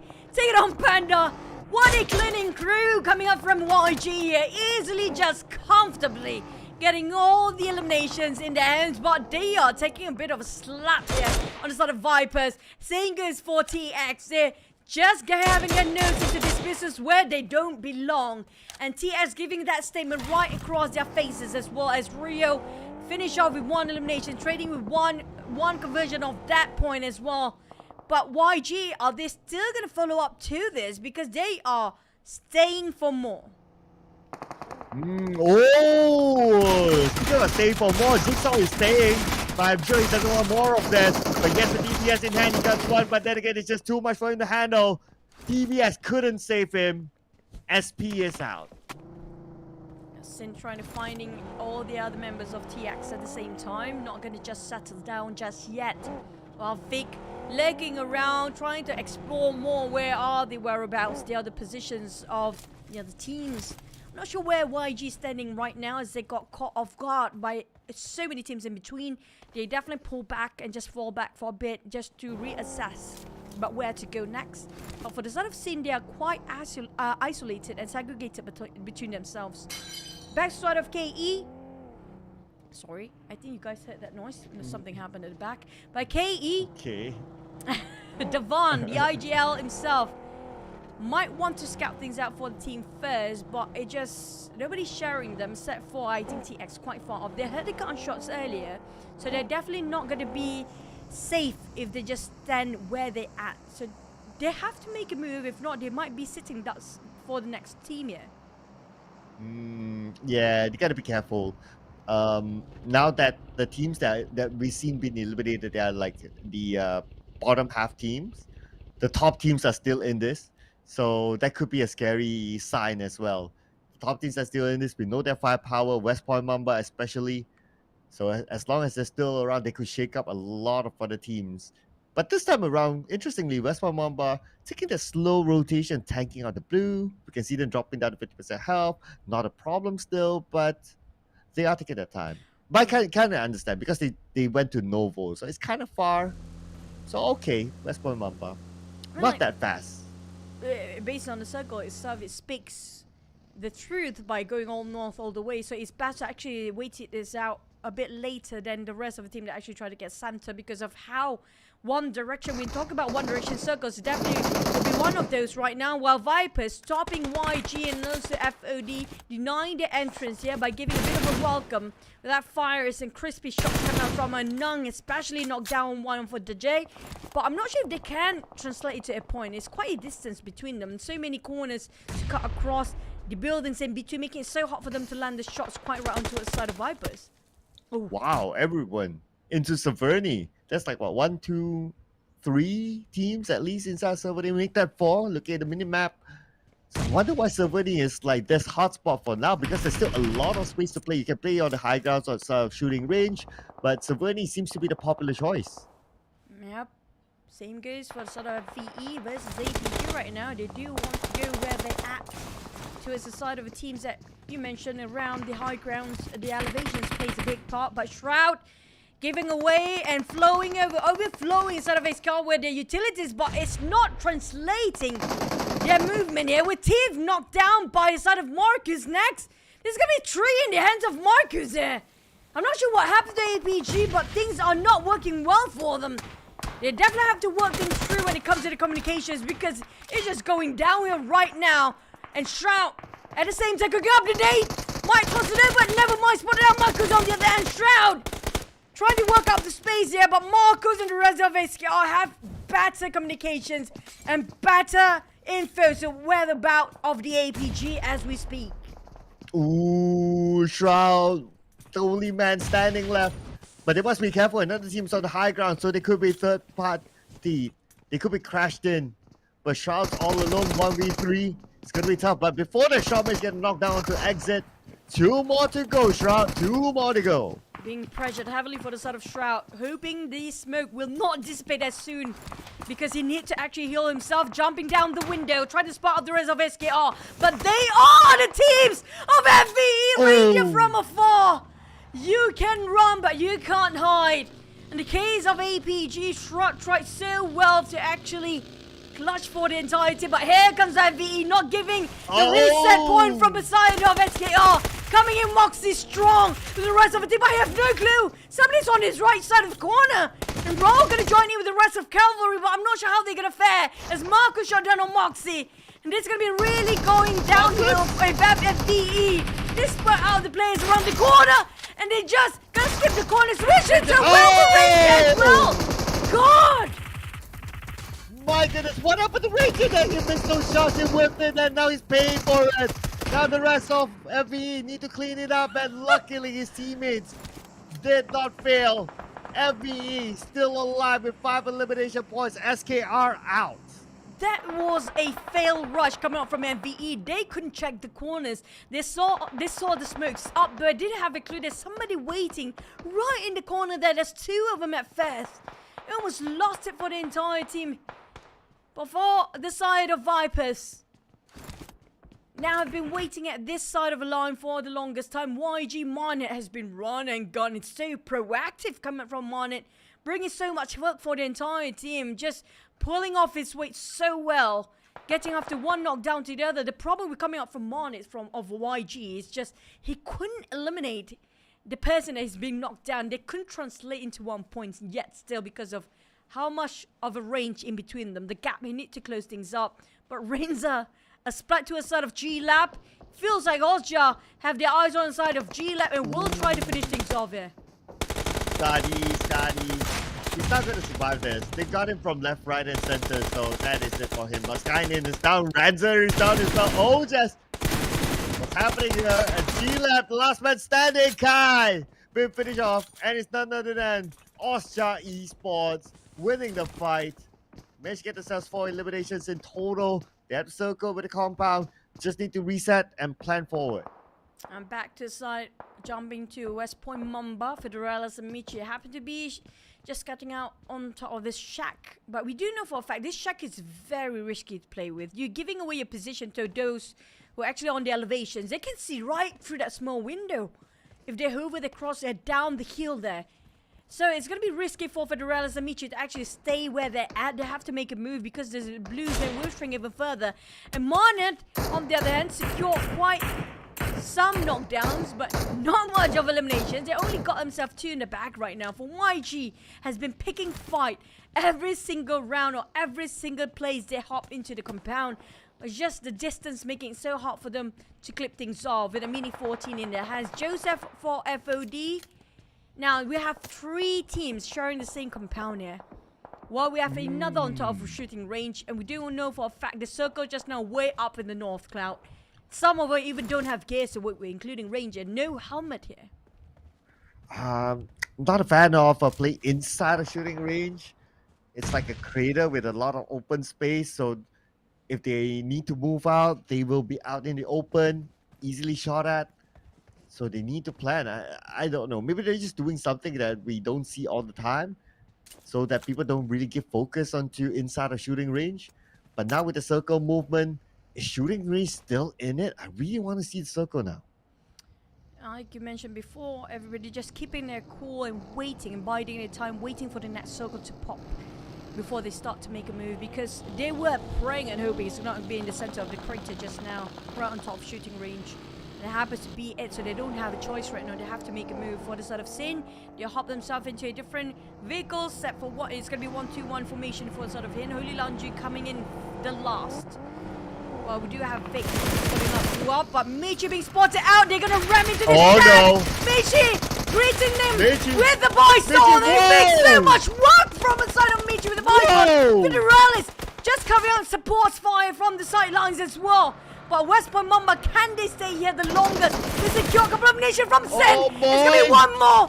Michi with the Bison still in his hand. Oh boy, go up following through. Michi! Trying to survive, but couldn't hold on much longer. Federalis is down as well. West Point Mamba took a bit of a toll when they take that shack as their standing point. Crazy.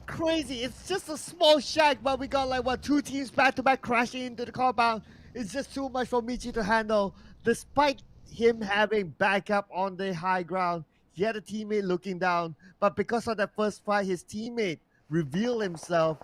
And that is where Sin took advantage of this. Sin, what a timing for them to come in to take over the compound and also those elimination points. And for the side of Vipers, they are coming through the center of the circle slowly towards the side of the east here, but will be swarming with a lot of bullets. But side of YG, it feels like everything is unfolding for YG for this round. He got himself some knockdown, but not much eliminations, but still slowly getting himself into the center. FOD Joseph taking the shack next. Now, we do know for a fact that shack, yes, it's great. You got yourself barricades, but you will trap yourself. You're walking yourself in a trap where everybody can just push through inside of his shack. They just try to find through with a shotgun. He got things secured well, but he now trapping himself where he just eliminated one of the FOD members. Now, this is not where you want to stand for the last few minutes of the circle. You need to get out from there as fast as you can. Viper's speed is quite isolated when the rest of the team are already in a different place entirely. PBE moving as a unit, getting himself in the center here as well. But Ozja will surprise them from the back. Skyning, we saw how closely behind he was, just following through the tails of PBE. Ooh, PBE gotta be careful like what you said. There's someone lurking behind them. But PBE managed to finish our speed. And now Monboy peppering up the nade. Is there anyone on the other side? Not that we can see, but looks like there is. But it's a little bit far. Monboy will be the one to take that nade from DZ. DZ still has another nade. Sky nade now super low. He needs to reset himself before he takes on any further fights. But that nade, huge. That will scare away their opponent. PBE looks like they have nowhere to go now. They were planning to actually surprise them from that hill, but they got surprised instead. They're tasting their own medicine. Now being a bit of a slap in the face here on the side of Ozja to the side of PBE. Monboy tried to open up the space by tossing a couple of grenades for the rest of the team to actually... Just a bit of a ruse and distraction for the side of Monboy, just to distract the side of Ozja, not to actually focus on those being knocked down early on. They got themselves back towards their feet for the side of PBE, but how to cut across Ozja, that's the bigger issue right now, because Ozja is holding their ground so tight there, taking another one knockdown on Cool, and not so cool anymore with that DBS in his hands. A bit of exchange and trade between PBE and Ozja here, but Ozja got himself the high advantage. A bit of the upper hand, and Monboy just shot things down, but YG! Just closing the tunnel of hope for the side of PBE from afar. YG keeps sticking their noses as a third party from afar. Whoa! Baguab! Nated that one player of YG. That's going to be Romeo. He doesn't have enough space for his teammates to pick him up there. Too near the fire. But now, YG, how are you going to get out of this? But KE seems to be helping them from the other side. KE shooting on the sin. YG has time, but YG, one by one, being gunned up, being naded now by more. YG losing bodies. YG kind of bought time by the other side, but then again, Sin still managed to toss the nades over. Now Marnet hoping to actually open up space to revive his mate, but he needs to take down the players of Sim first. They are too close towards their compound, too close towards their territory, and this is not happy for the side of YG, but he got himself a bit more time to actually revive, but no more time and space. Almost being knocked down, 1 second still, reaching out for the help of Marnet, but finally being knocked down. Oh my God, YG be so blessed by the other teams so many times there. Almost close to being knocked down entirely as a team. Still be saved by KE. My goodness, they gotta buy KE dinner or something for that. Wow, KE just had to shoot from afar and had to be a nuisance. What a moment that was, KE. If KE wasn't there, they would have been gone. This is so awkward. I was like 1 HP left on sort of Marnet. But like 1 millisecond changes things so much. Due to KE trying to just getting themselves more eliminations, just ramping up their points for the kills there. He's just turning so wild for the side of YG. They're so lucky to be saved in the last minute. Back to the side of Ozja, taking on Vipers. The J finally being knocked down. Marnet finally being finished off by BG.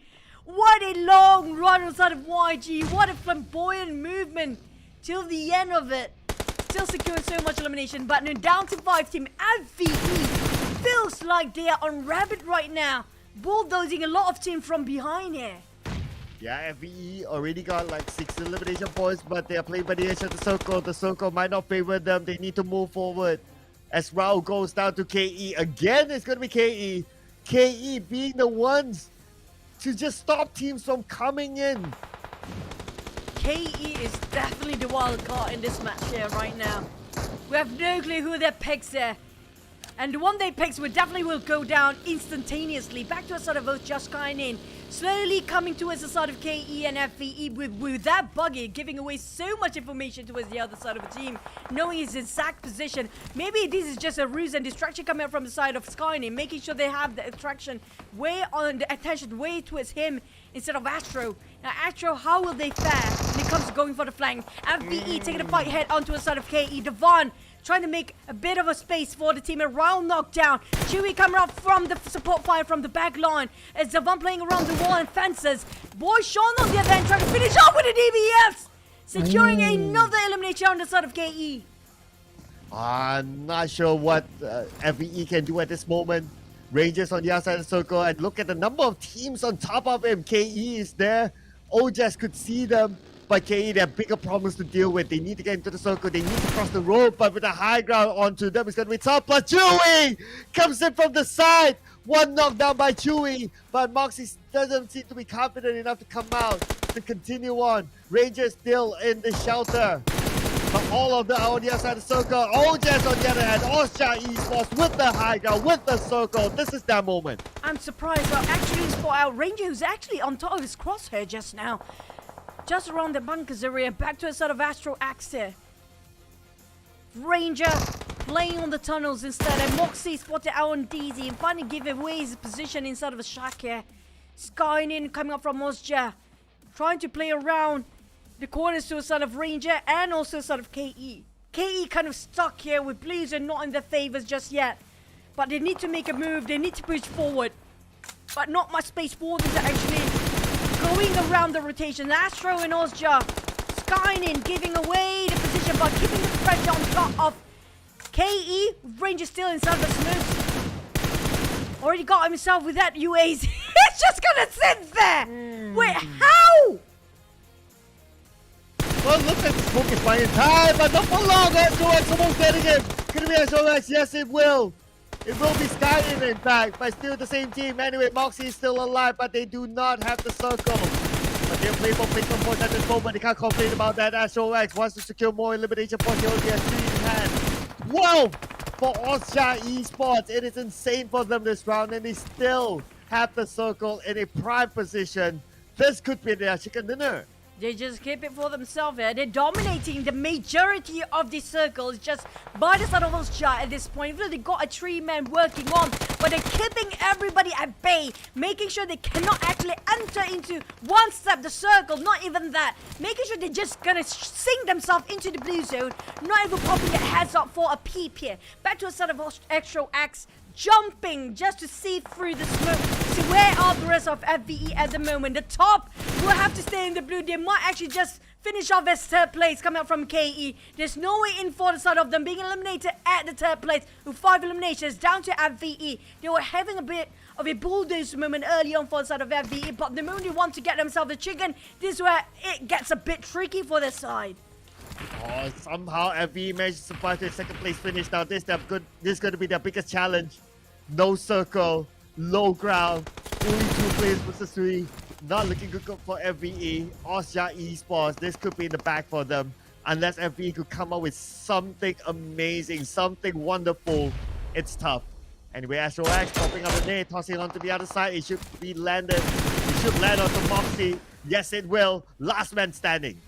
Oh, Chewy, there's no way out of it. Got himself. Oh, that's it.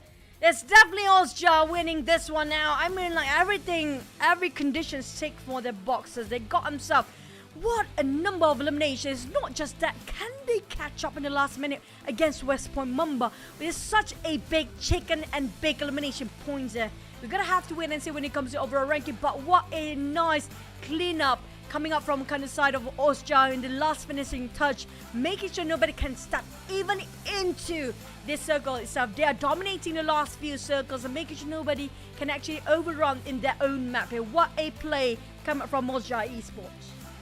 Osja Esports, my oh my. But this time it's going to be DZ getting the chicken dinner for Osja Esports with 4 elimination points. Before this, we did see a number of Astro Axes, but DZ is stepping it up this time around, and it's nice to see other teammates putting up the effort, the same effort as their star players. So with DZ coming as the MVP for this round, Osja Esports is in good hands. And back to about the teams to watch this time, especially with the previous match going on. We definitely have to give it away. I mean, like, KE have been saving so many necks off the other teams as well. You have to give them that credit, especially on the side of YG. They saved so much for YG that YG seems like almost completely impossible to bring down due to KE butting into that business. But we have to give it also for the teams that are trying to get aggressive as possible for the early matches here, including Vipers. Vipers have been nitpicking every fight they can, but it just didn't turn out well for them when it comes to the rotation in the last few circles. Yeah, this was one of those moments where the long range for KE just had to stop YG on the other side. And when we reach this final moment, I mean, it is Austria Esports. There's no way they're going to be challenged at this point. It's going to be super tough. And they still managed to secure that final elimination, not letting that point go. So 24 points in total for Austria Esports with 14 eliminations plus a chicken dinner. FVE as well as KE, the other two teams with points, with double-digit points. But hey, Choo Choo, what I like about this round is that every team, at least they come home with something. Yeah, I'm loving the fact nobody going empty-handed this time for all the teams, including Axis even. They got themselves secured 2 points. And this is a good start, even though we are at the end of the league. But this is a good start for the side of a team that didn't garner any point previously. But back to it, the team that only got themselves double digits is going to be Austria. The other teams got themselves quite an average of 2s and 3s. Nobody got 3s, 2s and 4s and 5s here. But back to the side of FVE, I want to focus more to the side of FVE and YG. They got so many knockdowns. It's just so hard for them to have an execution to it, to wrap things up, to seal the deal, to translate into a point. It just feels like impossible. Yeah, it is. I mean, I think even sadder for Sin in this round. They were the ones that got shot from KE from afar, right? Yep. If I'm not mistaken. Yeah, I think so. I think that's the one. So it's kind of sad for Sin. They almost got more elimination points by taking out YG, but that just had to happen. And with that, look at the overall, Sin managed to get more elimination points for them. They'll be kicking themselves in the bucket. Now back to the overall rankings, how much of a difference? This is what I mentioned earlier. Can Austria in the last minute bring down the seat of podium from West Point Mumbai, because it's just closing up the gap, but still a huge gap in between, talking about like what, 28 points in between. Now that's going to be like maybe 2 rounds of map still, but do they have enough maps to play with when it comes to, you know, we're already halfway through by end of the league, like we have only 3 more matches to go and they still trying to catch up here. But back to the 3rd until the 6th place, the gap is so small here right now, Cloud. Yeah, it is. Look at that. That's like what, 6 points between number 2, number 3, number 4. It's only 2 points. I mean, it's just so close. But no movement at all for page 2. Okay, there's the thing, right? Look at H2O and Axis. Axis has been at number 20 for the longest time. They only need 1 more point, assuming that H2O doesn't get any points, to just go above H2O and push H2O to number 20. I mean, at the end of the day, you don't want to be the team at number 20. But back to it when it comes to the second page, right? I mean, like, we have to keep our eyes out towards the teams that are actually on maybe the, I think, 11th till the 18th place, because the gap is not that big of a difference. It's just like they just barely make it in, especially when it comes to Nigma, which is the bar set here at 70 points. The 17th place, which was TX, is sitting at 62 points, including Vipers at 58. Now, that's just going to be less than a round or a map to actually close things over. We're talking about if they manage to stretch things, their survivability is more than enough to actually cover themselves to get themselves in the top 16. Not even included in the eliminations there. If they survive long enough, they can just get into the playoff. Now, the teams that actually might be relegated is going to be 70 to 20. Now, if in the last minute they've been relegated, especially the side of like SP or SKR, we're talking about the overall rankings of week 2, right? But we have to put into consideration about the week 1 as well. So we have no clue who's going to make it in. But in this case, assume that week 2 is going to be the one that relegating them. So imagine if you've been pulled back in the last minute, what would you feel about? Oh man, devastating. Because I'm sure the gap for some of these slots will be really, really close. But we only know that at the end of the day. And you don't want to have, you don't want to look back and say that, oh, if only we get that 1-2 points, if only we get that 2-3 points, we would have gone through. It's just too late by the time.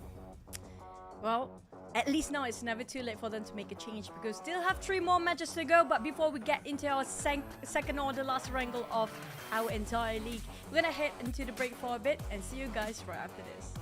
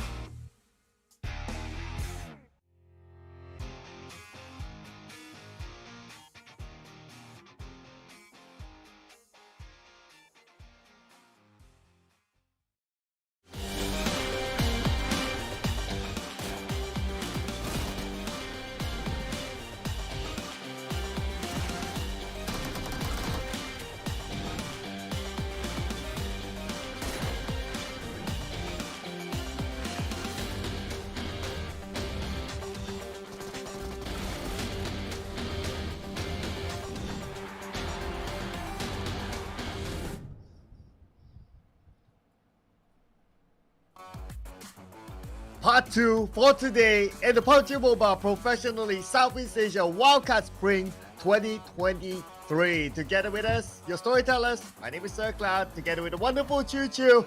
And what a day it has been. A lot of great plays, a lot of surprises. Can't wait to see who will be the top 16 into the next round. Yeah, when it comes to the final push here, definitely a lot of teams are surprising us when it comes to their performance, when it comes to their rotations. There's so many third party going on when it comes to the last map just now. We saw for a fact how YG being safe by the skin of their teeth in the last minute as well. So many unpredictable rotations for some teams here. We haven't got a clue, like the best example we can actually put out is going to be a YG, how they were supposed to be eliminated early on, but they've been saved by the bell. But we do have more for you guys, not just the best plays of the best caliber of the teams in the wildcard region. We also have the Neon Assassins Power, the new Power 4 series, available for you guys to get the Power 4 as a squad. Yeah, not 1, not 2, not 3, but 4 skins available right now for you guys to collect. As usual, we won't know whether it's going to come back in the future, whether it's going to be like a throwback skin that they will make it available again in game. So yeah, this is your moment. Go get it so that you don't miss out and you don't think about it anymore. Now we do have the dope grandpa set for you guys too, which is going to be the silver goose. Wow. I mean, like, he does look like a very cool grandpa with very tight abs and really cool M416. Now, we definitely know that the M416 have stages and tiers. So if you guys happen to have the full unlocked version of the M416, don't forget to tag us away, because we want to see how the animation will be played when it comes to you having those eliminations in the kill feed. We want to know that. Well, we want to know how this looks like in-game as well, because all we have is pictures of the new Royal Pass set that's currently available. Of course, whenever you get a Royal Pass, you don't only get one item, you get multiple items. You get the buggy, you get the helmet, weapons, including the all-favorite DBS now, and it's part of the set too. And also when it comes to getting yourself a yellow outfit, if you remember the Afro guy with the yellow sweat jumpsuit, the sweatshirt, we definitely remember when it comes to Bruce Lee, because he is the one, the legendary martial art master that's coming back. And also the commemoration for Bruce Lee, don't forget to grab it. And also there's going to be a very limited amount of time for you to have the Terrafang Car 98K, and this is one of the favorite skins for the sort of Car 98K. It's so hard to get a very good skin for the sniper rifles, but this is one of it, and you have to grab it now. Yeah, it's not always that we get something for Car 98K, totally agree with that, but it's also not always that we can get good information, good memes. So you should follow the Facebook pages, the YouTube pages, and the TikTok pages of PUBG Mobile. Comes in multiple languages, whether you like it in Myanmar, whether you like it in Cambodia, Philippines, Malaysia, Singapore, or just the general one. Do follow. Lots of clips, highlights from all the PMPLs around as well, so you don't miss out on the action if you're only watching one, so you can still catch up on it by watching highlights of the other PMPLs as well. But now, next match, it will be Niranga Group A, will be chilling. Yep, the groups that will not be playing is going to be FOD, FVE, Switchpoint, and also APG. So keep in mind that those are the teams that will not be available when it comes to the last wrangle of our league itself. Before we hop into Myanmar, now back to our main point of cursing the teams. I mean, like, so far our predictions hitting right on spot. Yeah, we're not actually jinxing any teams by far, but when it comes to wrangle for the next match, I have a feeling we're both having sort of the same mindset into this last wrangle. We know for a fact that Burm is goal really comfortable in this map, so I want to see how will they fare, putting all their last effort into pushing themselves in the overall rankings there. Yeah, I'm kind of confident as well, considering that West Point Mamba and Burmese goals is in my prediction. So, I mean, they're powerhouses for now. Number 1, number 2 team, I mean, it's kind of like a no-brainer at this point. G-Lab is a little bit interesting. I just want to pick like a middle tier team, or a middle tier team for now. Maybe they could give us a surprise. You never know. For me, it's a bit late now. Austria did manage to secure themselves that chicken dinner, but I'm one game too late. But hopefully they can have the momentum rolling on and steamroll. But Falcon, I want to see more coming out from their side because they used to be one of the most aggressive teams coming out in Wrangler in week number 1, and they had sort of a consistency when it comes to week number 2. But you know what? It's enough chatting coming out from the side. It's down to them to actually execute their play style and tactics, whether it will be fair when it comes to this last Erangel. Oh yeah, Erangel, ladies and gentlemen, in 10 seconds. Can't wait for this, as this is the final Erangel of the league. Let's go, ladies and gentlemen. Hop on and fly.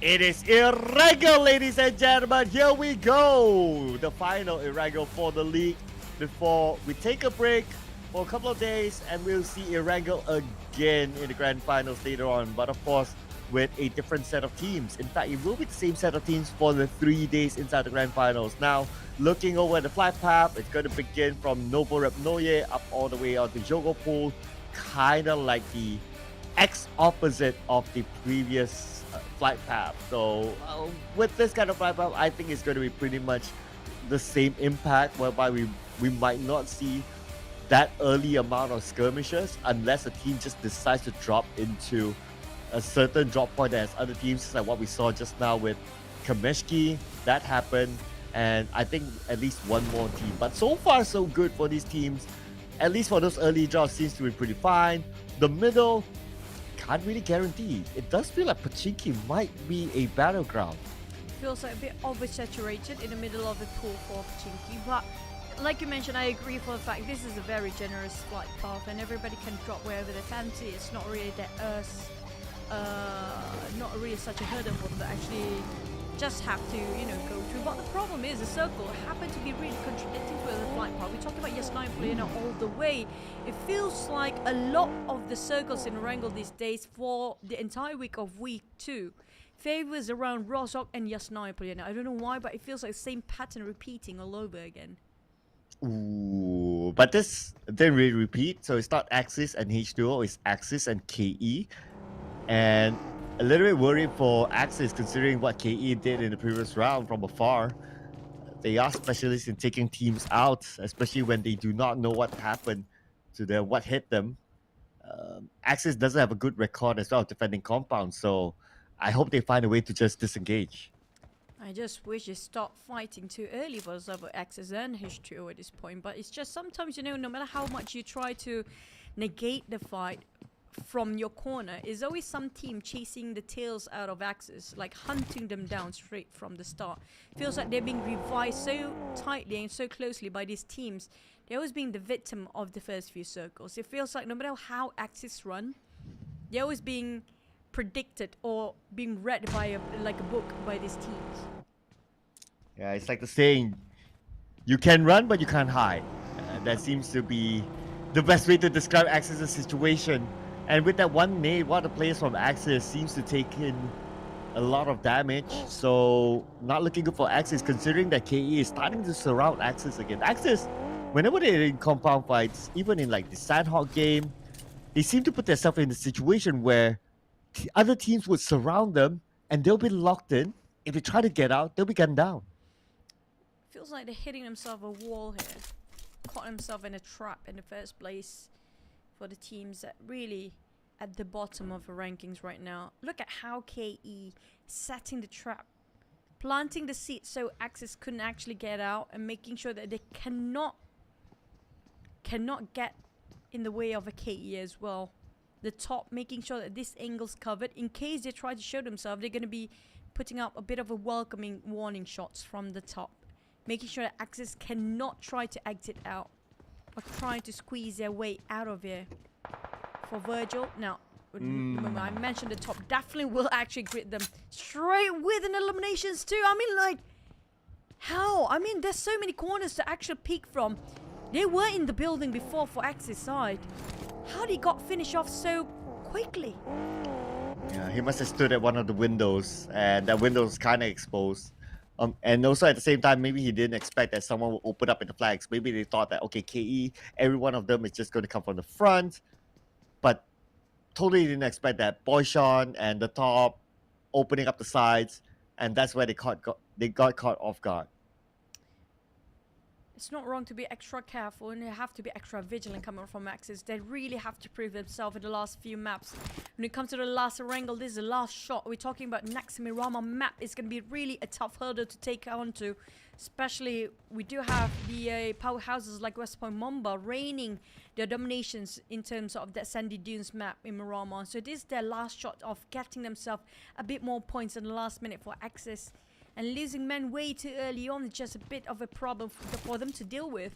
They have to get out from there. They're walking right in the trap of KE being setting up so nicely. And Baby trying to just explore a bit more on the other end. But we do have Enigma, Kiwi, and Spooky chasing the tails, chasing the hell out the other teams.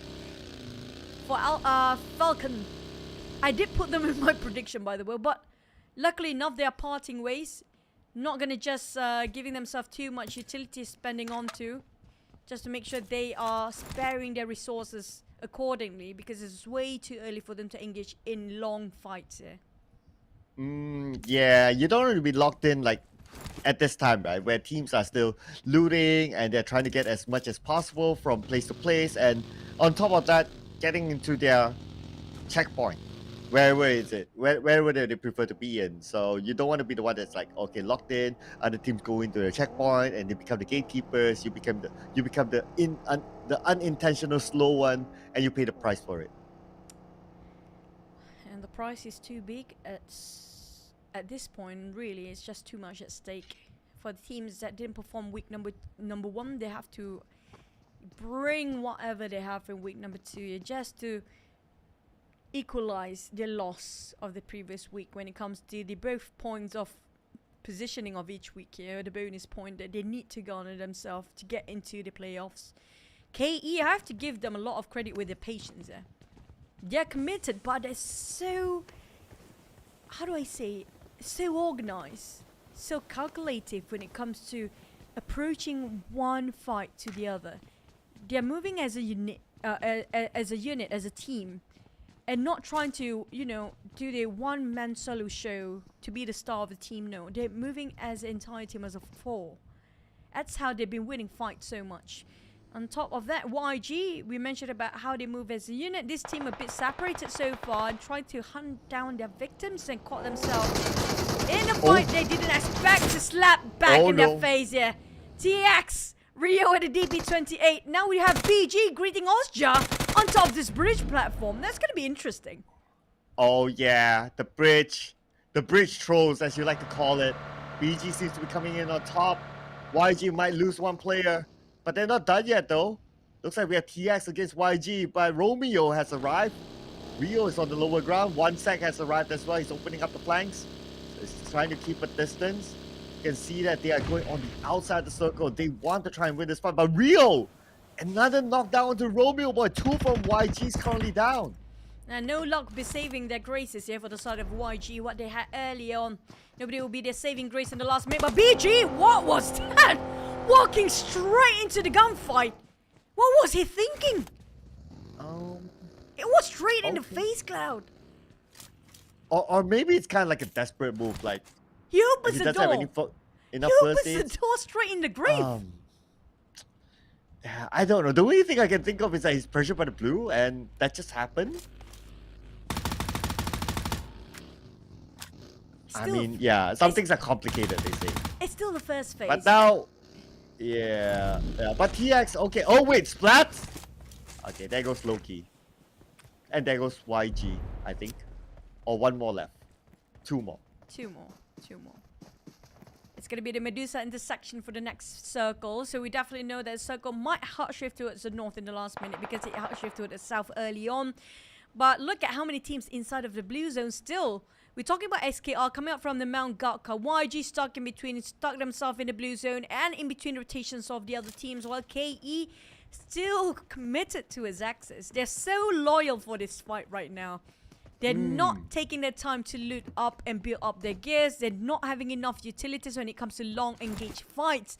Same goes for Axis, since they have been the majority of their time running away from KE instead of going for the gears.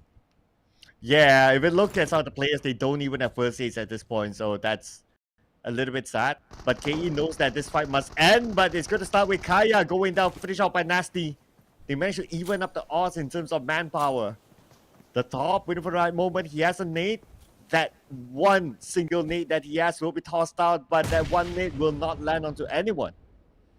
Around the trenches for the sort of Nasty to actually get away from this trap set up by KE. And KE slowly pressuring towards the side of Axis. They kind of cornered themselves with SKR on the other end rotating. It's still quite far off compared to where KE is. KE is the one actually being pressured by the blue zone with their backs burning off as the blue zone shrinks. Top on the other hand, hopping from one window to the other. Nasty. And Virgil put out the bond, the RGL for KE. Giving a bit of a welcome. First contact. Virgil still giving the sprays. Nothing seems to be connecting so far as Sean is going to be greeted by the side of a hand grenade. Nothing seems to be exploding yet. Not sure what are the ideas coming up from both teams here. What are their plans? Because feels like both teams are losing when it comes to getting the compound, getting the circle, even getting their loot going on. Well, at least the good news is that circle is just on the left side of Pachinki, not that far away. But regardless, it feels like you're just using utilities for nothing. Like, no one's really moving. Like, there was some moves, but that was just it. I can understand Boyshan's position. He is surrounded by players from Axis. Maybe that's why Davan tries to help him out, but Boyshan, he can't even move. That's the thing. This is overextending themselves into unnecessary fight. We're talking about so many teams already inside of a circle, and they will be gatekept the moment they're done with this fight. It's not going to be the end of it. They have more hurdles to go through. And the worst part, the moment they step in, there's like more than one team waiting at the other end, and Baby getting on one nade onto the side of Boyshan. But how to get out from this trap? That will be the big question. They got only band-aids and first aid bar. We do have one more player, Vipers. Dejair feels like walking straight into the death trap right across him. But aside of KE and Axis, this is going nowhere, Cloud. Yeah, up until now, okay, that one player exited Pachinki, no vehicle because that car is stuck. Unfortunately, Davan, I know he's ambitious, he wanted it, but now we move over to H2O. Looks like H2O Chico will start it off. Good start for them so far, but one of the players super duper low needs to reset quickly. West is currently down, but SKR could be the next team waiting for them. West trying to pull off what he did early on, but didn't work out at the same result for this time. Chico sprang over with the micro Uzi to the side of SKR. SKR divided into 2-2 with two different buildings to work with, but H2O slowly closing in. Gonna pressure them and flush them out with a couple of Molotov grenades and also smokes to build themselves into the way of the compound itself, but Chico's being knocked down by GE. That's different team entirely from afar. Smiling upon his Thanksgiving day there. From afar, taking the kills off the noses of SKR. Good gracious, this third party keeps it rolling. How? Wow, that was quite a distance, but another nade. Oh no, H2O falling apart. There's going to be Labo going down. Fred tries whatever they can do. Can he get the knockdown at least? Chooses the DBS instead, but the splat came in. That's another splat.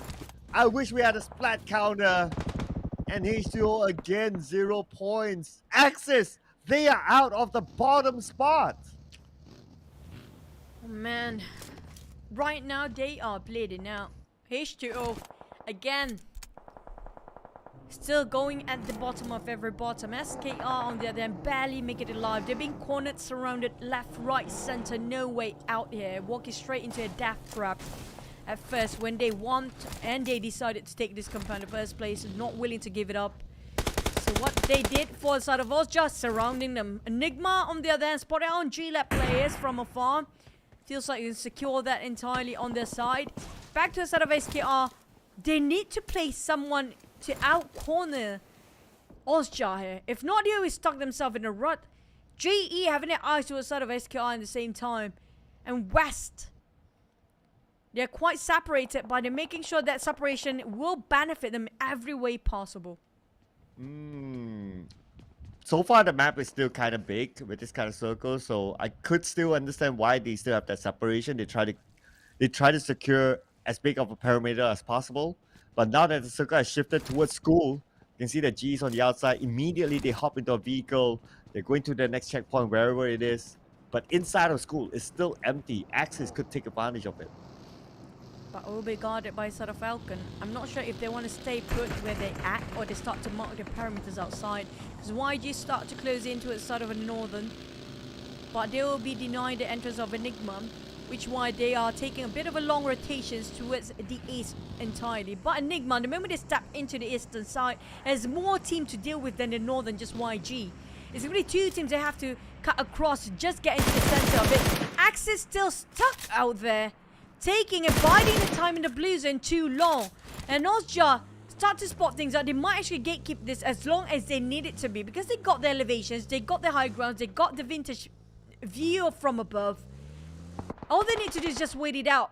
BG, TX have been running gun all day long. We're talking about them being proactive. This is what they're trying to do. But just hope it doesn't turn out as a failed pusher. They've been doing so successfully, well done so far.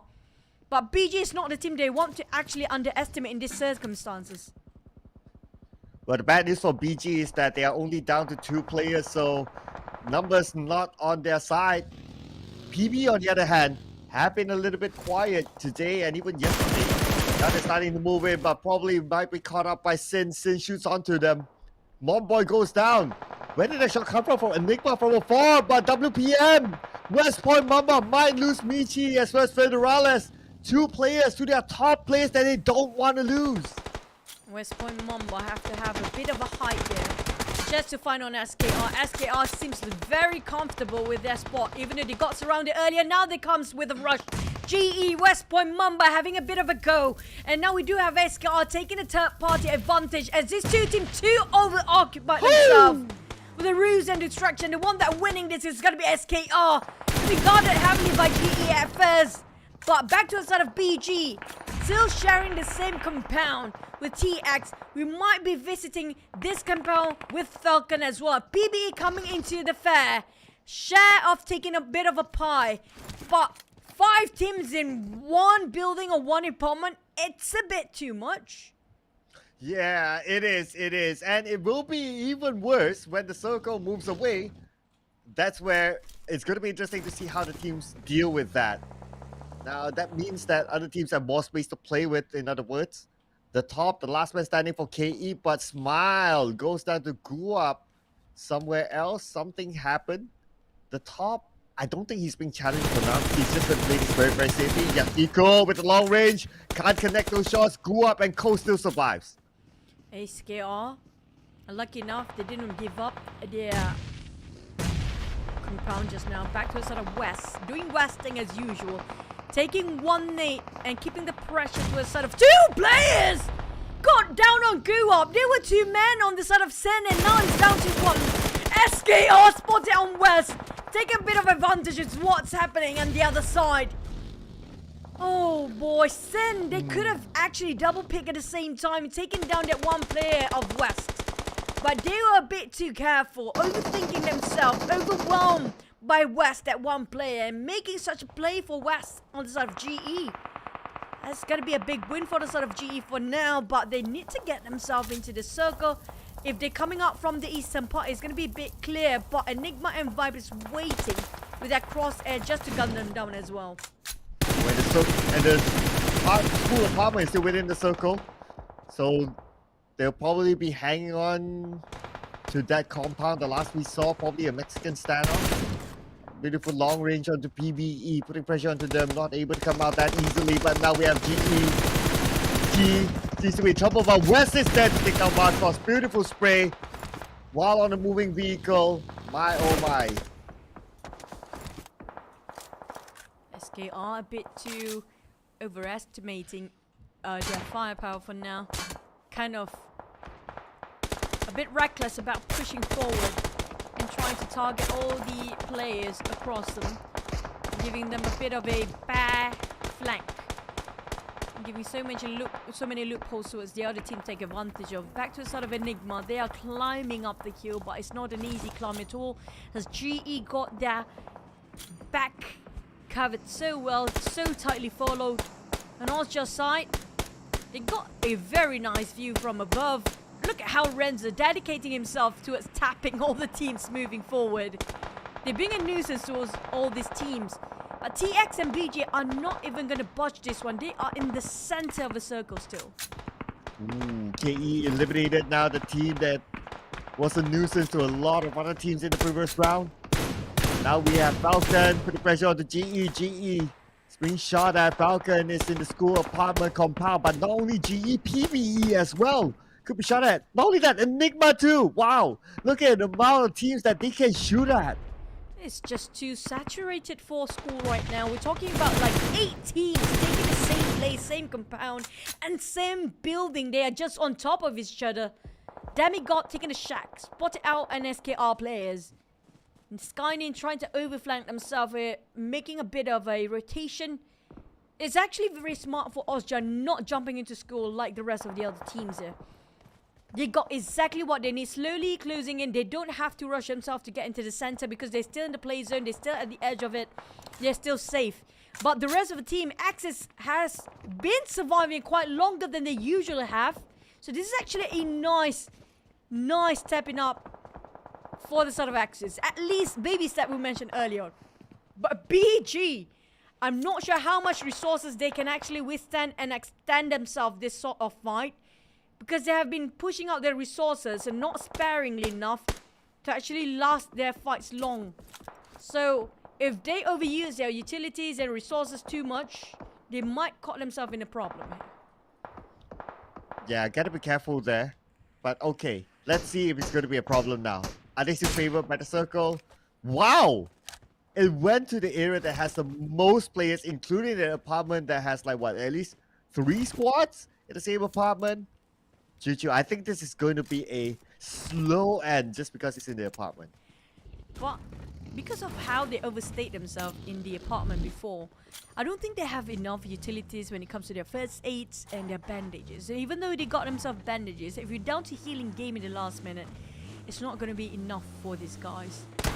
Renzo and the rest of Ozja are going to move forward and push towards sort of Axis. They're being greeted warmly. That kind of sprays from the floor above.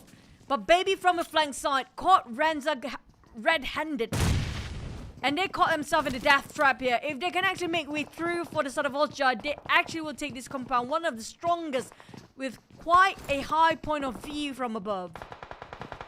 Ooh, okay, let's see if they can hold on to that, because YG now will be their neighbors. 1 sec, unfortunately down on the outside. They will be taken out by May. It's going to be more than that. The Stormman for YG.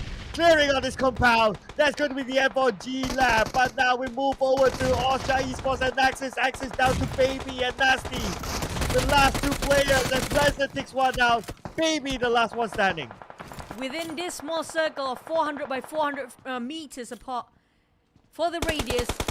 And 10 teams still inside. Look at how the crossfire of the nades just now being tossed over by the side of Ozja. Baby taking a bit of a lower ground, but she's definitely got herself quite separated from the crossfire in the center. But Baby got shots fired right on top of her. Almost shredded her helmet entirely. But lucky enough, Nasty make his way through Baby and giving her all the utilities needed to actually reset herself. Now look at this compound, Cloud. It's going to be a bit of an urban warfare with the very small town work with for all the team getting themselves some buildings to work around. But will be enough.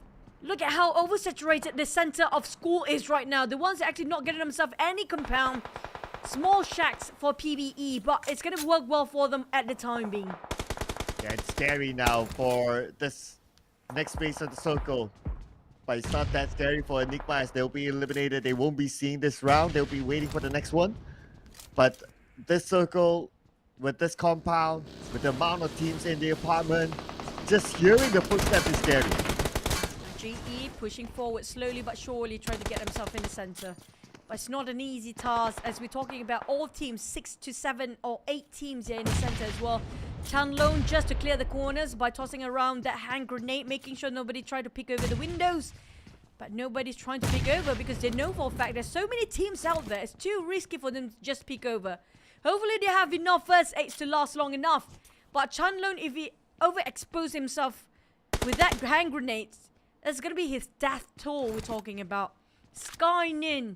Oh, that's a cute puppy, but it's not going to be enough for him to actually save himself from this death zone we're talking about. The crossfire are really real.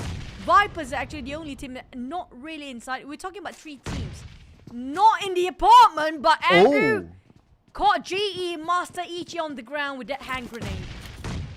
Ooh, but this circle again, well, urban warfare, urban finale. Expect it to tone down a little bit towards the end. But now looks like GE won't be part of that as they've been eliminated. But GE not too bad. 9 elimination points despite a number 9 finish. Down to 8 teams here. DBS. It's going to be the main or the primary weapon for most of these teams. Just to clear everything that's going to be CQC. But Viper's still taking the longest distance or the furthest distance when it comes to the circle. PvP going to gatekeep them heavily, making sure they cannot show their faces. They're even trying to get themselves pixel shots from Demigod. Randomly spray over that smoke, hoping somebody will be clipped through. But Monet caught Rio from his rotation towards the circle. Vipers and PBE, these 2 teams are the one playing it outside of school right now. The rest of them right on top of each other.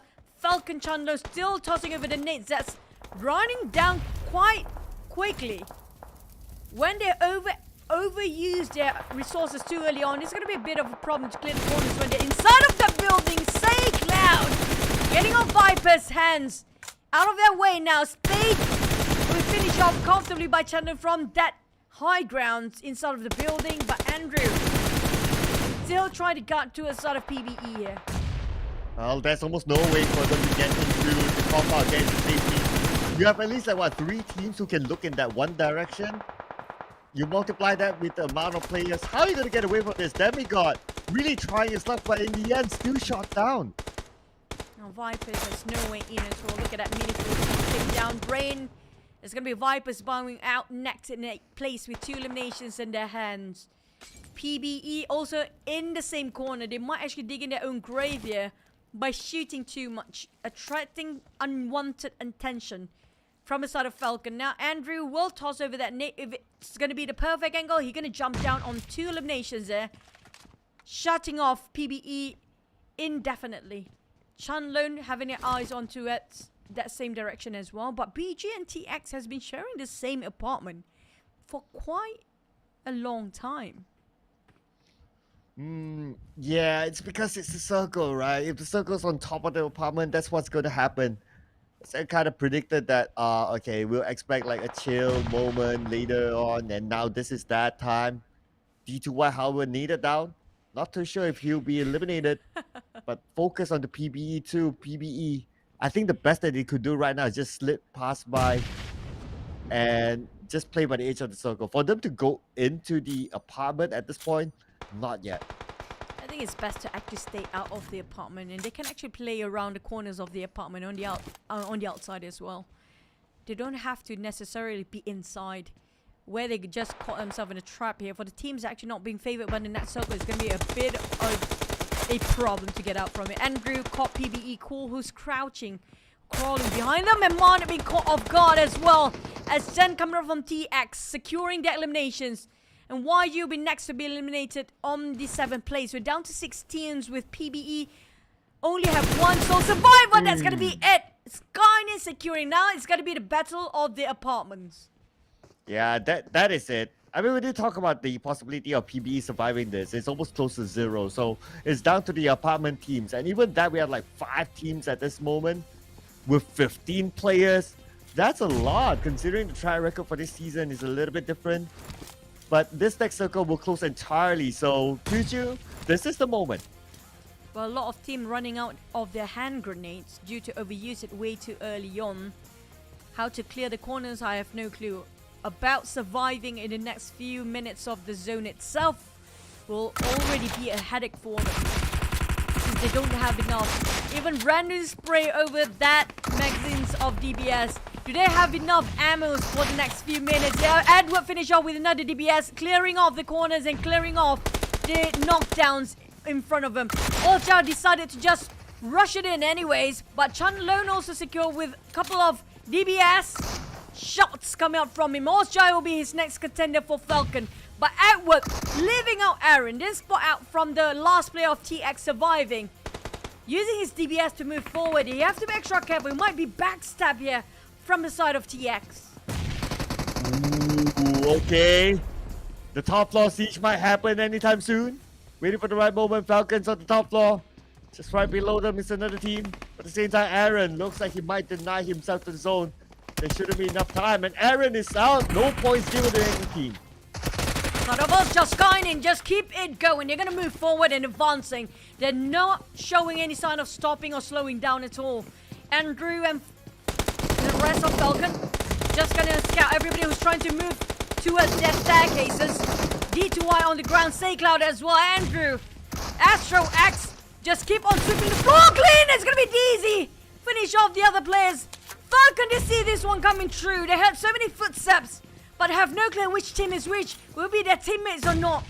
Just gonna randomly toss over the hand grenades for now. Hoping to clip towards the side of Axis. Axis is one of the round. They survived the longest by far.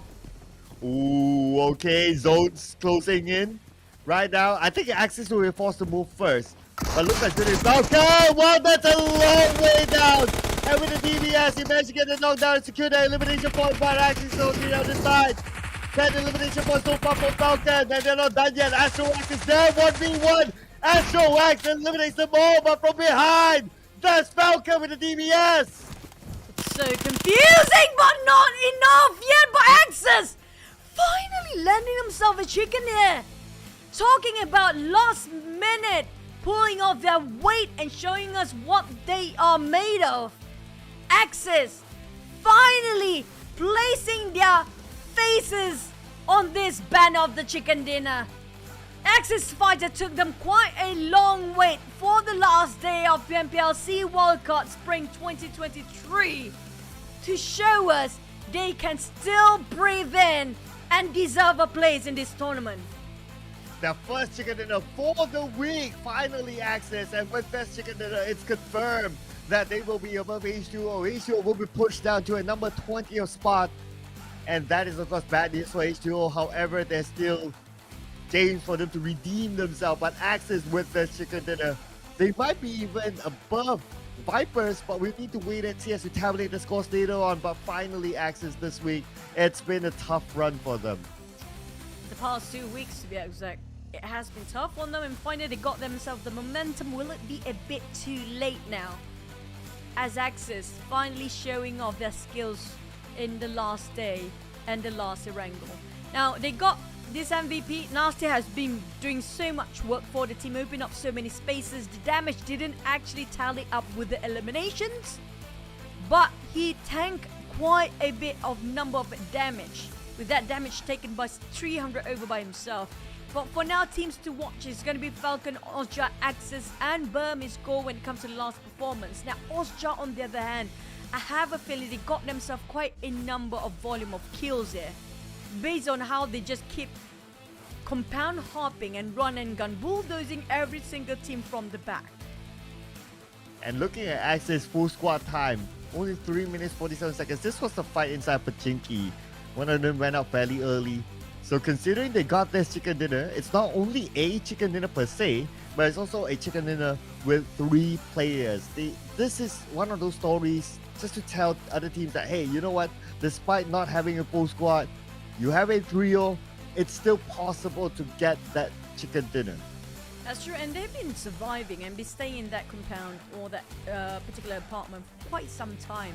And been holding their defenses the longest time. We saw since the start, they didn't even budge as much because they were in the score straight from the start, and they're trying to just loot themselves and build up their gears, but being disrupted by so many teams in between but they managed to secure that much resources and refresh themselves in a short amount of time. That's a feat also Axis have to offer. Their defense, when it comes to making sure that territory, the compound, not be taken off easily by the other teams, that's another statement we put out quite strongly coming up from them.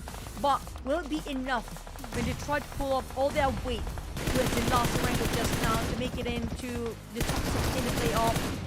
I'm not sure about that, because I just hope it's not too late for them to show off their skills, including the next couple of Mirama matches. Yeah, I'm not too sure about their chances as well at this point, but who knows, they could pull off a surprise if they can come out with multiple chicken dinners, with a lot of elimination points. I don't know, we need to tabulate the scores later on. But because Falcon got 13 eliminations, Austria Esports 10 eliminations, Axis only 3, hence those two teams are above them. It is definitely going to solidify for the side of Austria and of Falcon's position of the top 16 for now. But we have to wait for the overall rankings when it comes to week number 2, because you have to put in mind, to make yourself into the top 16 for the playoff, they have to put account the week 1 performance as well. So it's not just week number 2 overall rankings, so it's going to matter, it's going to be including their past performance. So if they haven't got themselves quite a number of points of week number 1, it will be reflecting towards their overall rankings when it comes to both weeks accumulated over. Back to the start of H2O, still at the bottom of everything. A lot of teams didn't gain any points here if you compare with the last match here, Cloud. I mean, like 4 teams ended up with 0 this time. Yeah, 4 teams without points. H2O, one of them, unfortunately. Looking at page number 1, only a slight change. So Burmese Ghost went up to a 3rd spot. YG goes down to number 4, but their point difference is only 1. And assuming that they tally in terms of points, YG will still be on top because of that chicken dinner that they have as a tiebreaker. But anyway, to them, it's just about collecting as many bonus points as possible in preparation for the grand finals. But it's still reachable for Austria to actually cut down on West Point Mamba when it comes to the podium spot, due to they play less games than West Point Mamba for now. A lot of teams on first page didn't finish off 19 matches if you compare with 18 in between. There's so many of them. So Sen might have to give away his number 9 spot after this. But what we really have to focus on is going to be top 16 here. When it comes to Enigma, this just so different with last week's Enigma. But TX slowly coming in strong. But again, the question is it a bit too late for them? Vipers, I'm not sure how they fare when it comes to both week performance, because last week was way better than this week, and this week is just so hard for them. Actually, we saw how much they struggle for this week only. Yeah, I know, right? I mean, it's tough, and plus we only have like 2 games in total left, and both of them are in Miramar, and we all know how difficult Miramar is.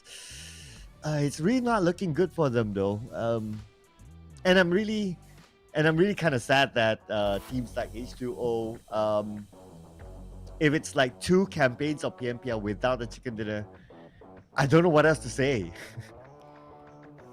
I mean, they have been in the scene for quite some time here. I mean, we saw an improvement.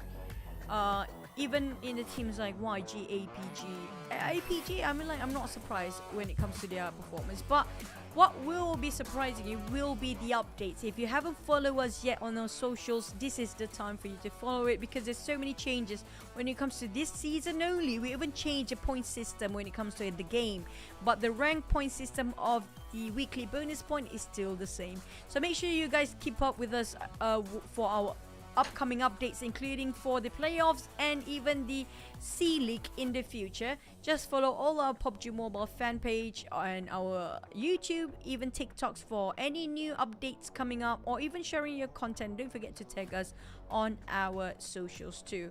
Now, speaking of next Miramar, we do know this is where West Point Mamba really perform best, right? But at the same time, they are not playing for the next one. So this might be the opportunity for the teams. Example here for BG, example, they still can catch up even Austria at this point.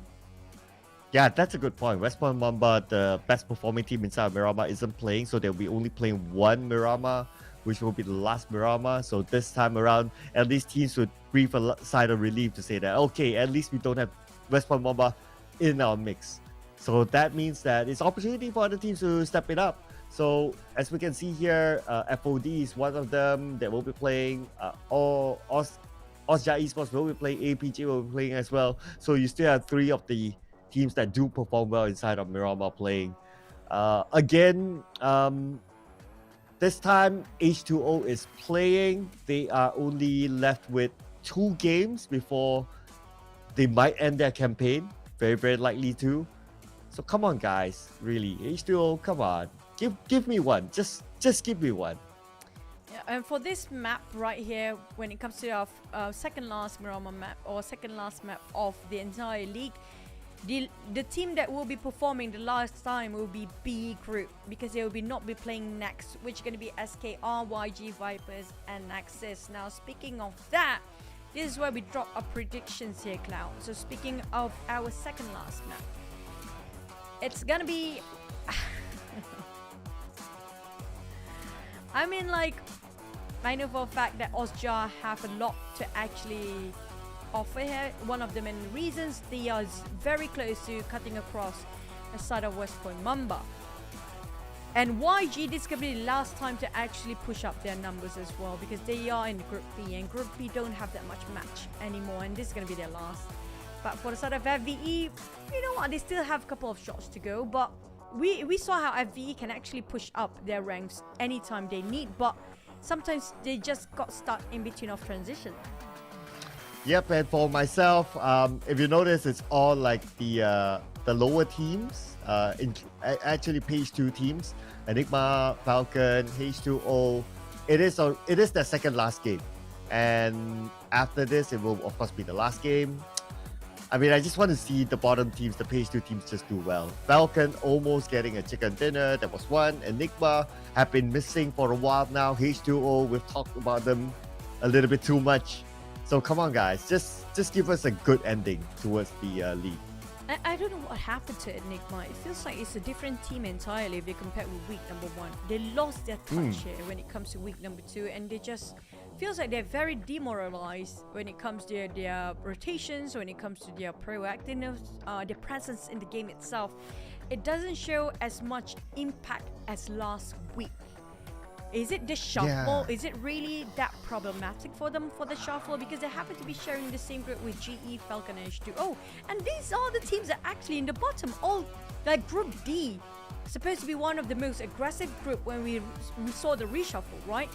But almost the entire Group D, except for GE, is actually in the bottom of everybody else. Well, but the only theory that I can give is that it's not about the group reshuffling. It's about other teams just learning and getting better and stepping it up. Like maybe they studied Enigma because Enigma was kind of okay last week. One of the teams that maybe thought that, hey, you know what, they're kind of okay. Let's not make them okay. And this is how they paid the price for it. Basically, they're punished because they couldn't adapt to other teams. That's one point to see, I agree. And one more point, maybe because of the reshuffle, there happen to be clashes with their rotations early on with certain teams, not just one. We're talking about more than one teams. We saw how much situation just now. We saw the fact so many teams happen to be in the same compound in a very short amount of time. We're talking about 10 teams remain in less than 500 meters radius in the 5th or 6th circle. That's just how close so many teams in between a very, very small compound. And that just shows that, you know, when you have this sort of reshuffle, you have to adapt quickly. We're talking about the teams that are really adapting. YG, APG, this is where they perform better than the others. But why is it so hard for the other to actually do the same thing here? Yeah, it's sometimes very hard to tell, right? We can only theorize, but what actually happens behind the scenes is we don't really know. And sometimes it's all about momentum. Like if you lose one round, sometimes it's very hard to get up in the next round. You might carry forward that negative mojo from there. So it just rolls on and they couldn't seem to find their footing again. I mean, mentality is also one of the things. And this is a league that we're talking about. You're playing this for 5 days a week, for 2 weeks. It's a lot of games to play. Yeah, it must be exhausting mentally and physically for the players as well, back to back with very little amount of time to rest in between. it's definitely going to be a heavy toll on their body and their mind, but that's what being pro player about. Nothing is easy in life anyways, but this is why it is when it comes to this tournament. For the side of Group D, I'm looking for the entire group to actually push forward. We're talking about Group D, the entire died down group. That's why they called it in the first place, or is it going to be something else, you know? Because it's like the entire group is sinking down.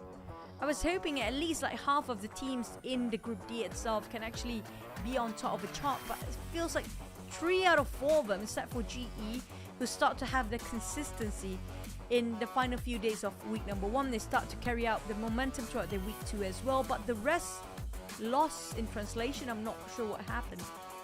Yeah, not too sure as well. It's very hard to give an explanation by this point. We can only theorize, but what exactly happens behind the scenes, behind closed doors with the teams, we wouldn't be able to tell unless, well, we get an interview and we could ask them a couple of questions. But this time around, not going to be the case.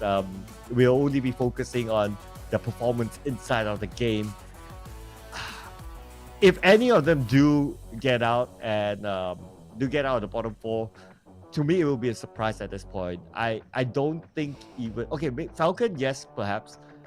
But Enigma, I don't know. Enigma is kind of like there, I think. Just at the...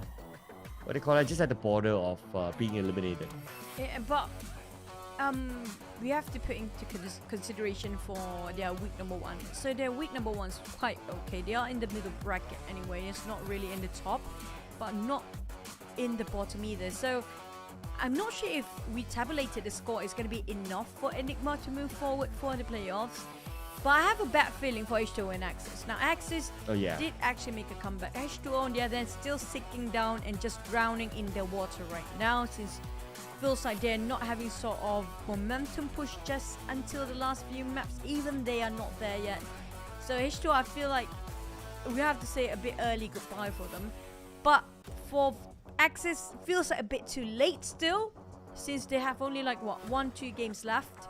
But the one that actually at the borderline of 16 and 17 and also 15, who are they? Yeah, that will be the question, right? It's hard to tell.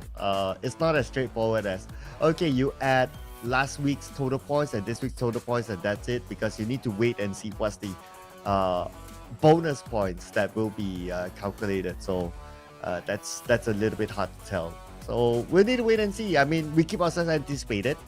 We still have 2 more rounds to go, and we will know exactly who will be eliminated. And it will be a heartbreaking moment for some of these teams, because majority of the teams that they spent their 2 weeks with will go on to the next round. And then you'll be sitting back at home and saying that and saying lines like, oh, it'll be nice to get to play in the grand finals. Oh, it's nice to see my friends play in the grand finals. You know the translated version. It's a sad perspective. You asked me to be the one actually being benched out and look at other players instead of you actually have a spot at first, but you're losing it in the last few minutes. But regardless of that, we do have 2 more matches to go, 2 more maps to go. It's going to be Miramar. And expect a lot of surprises, because this is where a lot of teams start to get desperate, especially the team that actually make it, just barely make it at the borderline with top 16. This is where a lot of surprises will happen, and the ambush will be very unpredictable, that so many teams will be got caught red-handed. Let's jump straight into our first Miramar.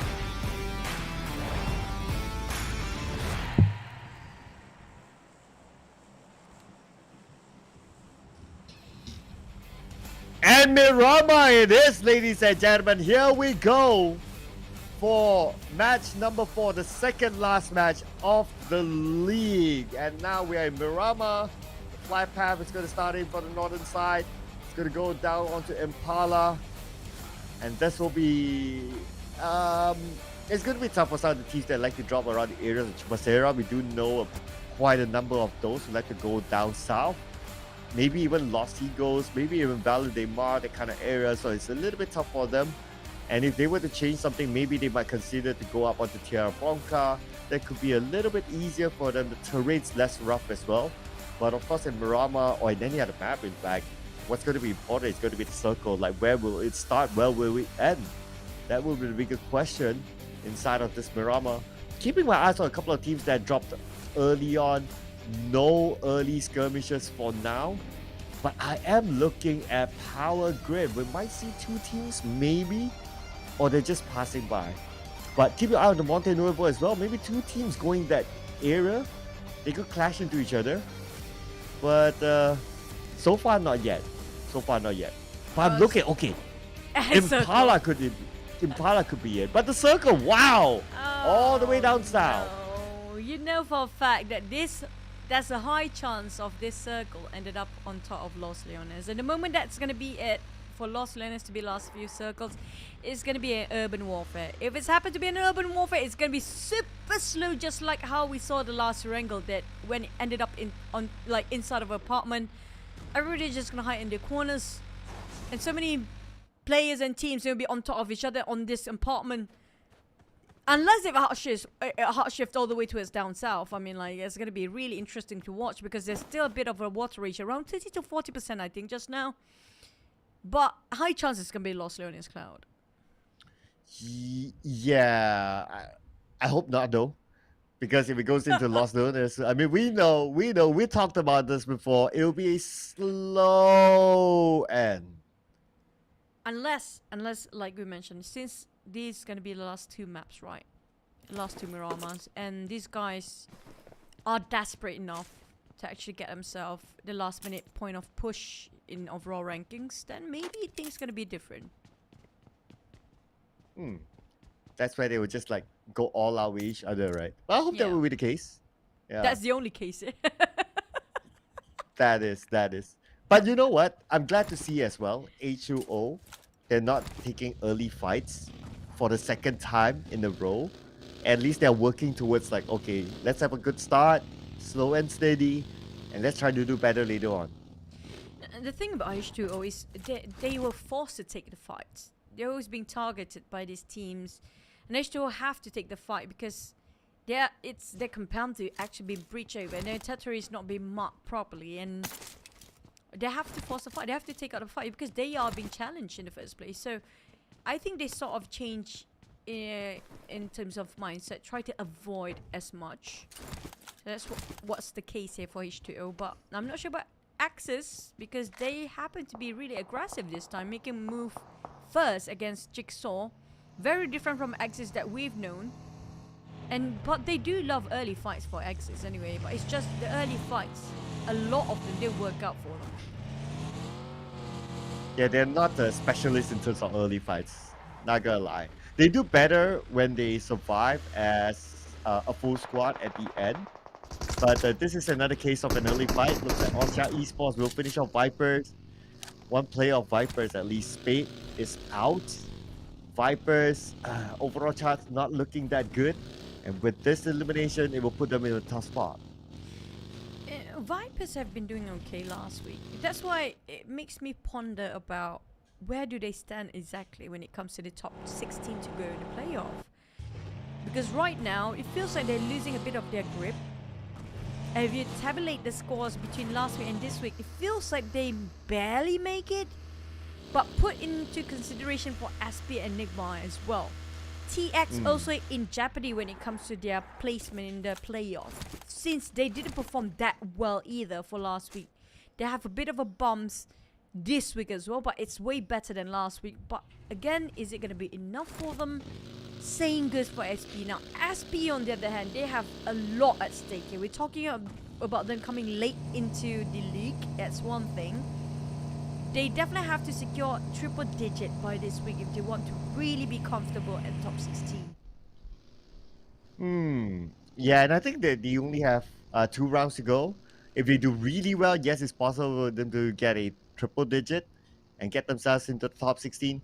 Can they overall, including last week's performance, it might be borderline for them as well.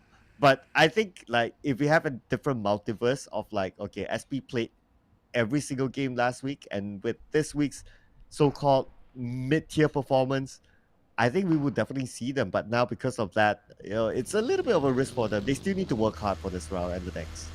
Yep, I agree. If they've been playing since the start, it's going to be a different story entirely, a different ending for them.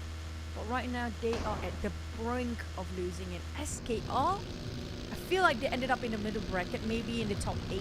If you compare with last week's performance, how much they tabulated the score, they're one of the top 3 or top 5. But here we do have H2O. You mentioned about H2O trying to avoid early fights. Feels like they're back in their old self here, but a bit more comfortable as they are the one chasing KE this time. It's always KE gatekeeping them. I think they had enough of that. They want to be the predators this time. They want to be the prey. They don't want to be the victims anymore. This time they are chasing the tails out of hell for KE.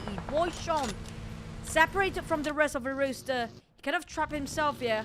I'm not sure if the top can actually save him, as they are quite far apart. Well, he has to buy time for himself. I'm not too sure he has enough time. The molly will not connect onto Boyshawn. Boyshawn is still alone though. H2O, they're not letting him go at all. Going in for the flags. Boyshawn definitely will go down here. That one player of H2O will survive for sure. And that's going to be the first elimination point for H2O this round. Yeah, top saw through this. Still far apart though. Now tapping from afar. The top team was using M16 from that tap just now. Too bad KE players couldn't survive. The exploration have to end up there as a scouter. PBE having a very clear pathway car for them. They don't have any contenders so far nearby.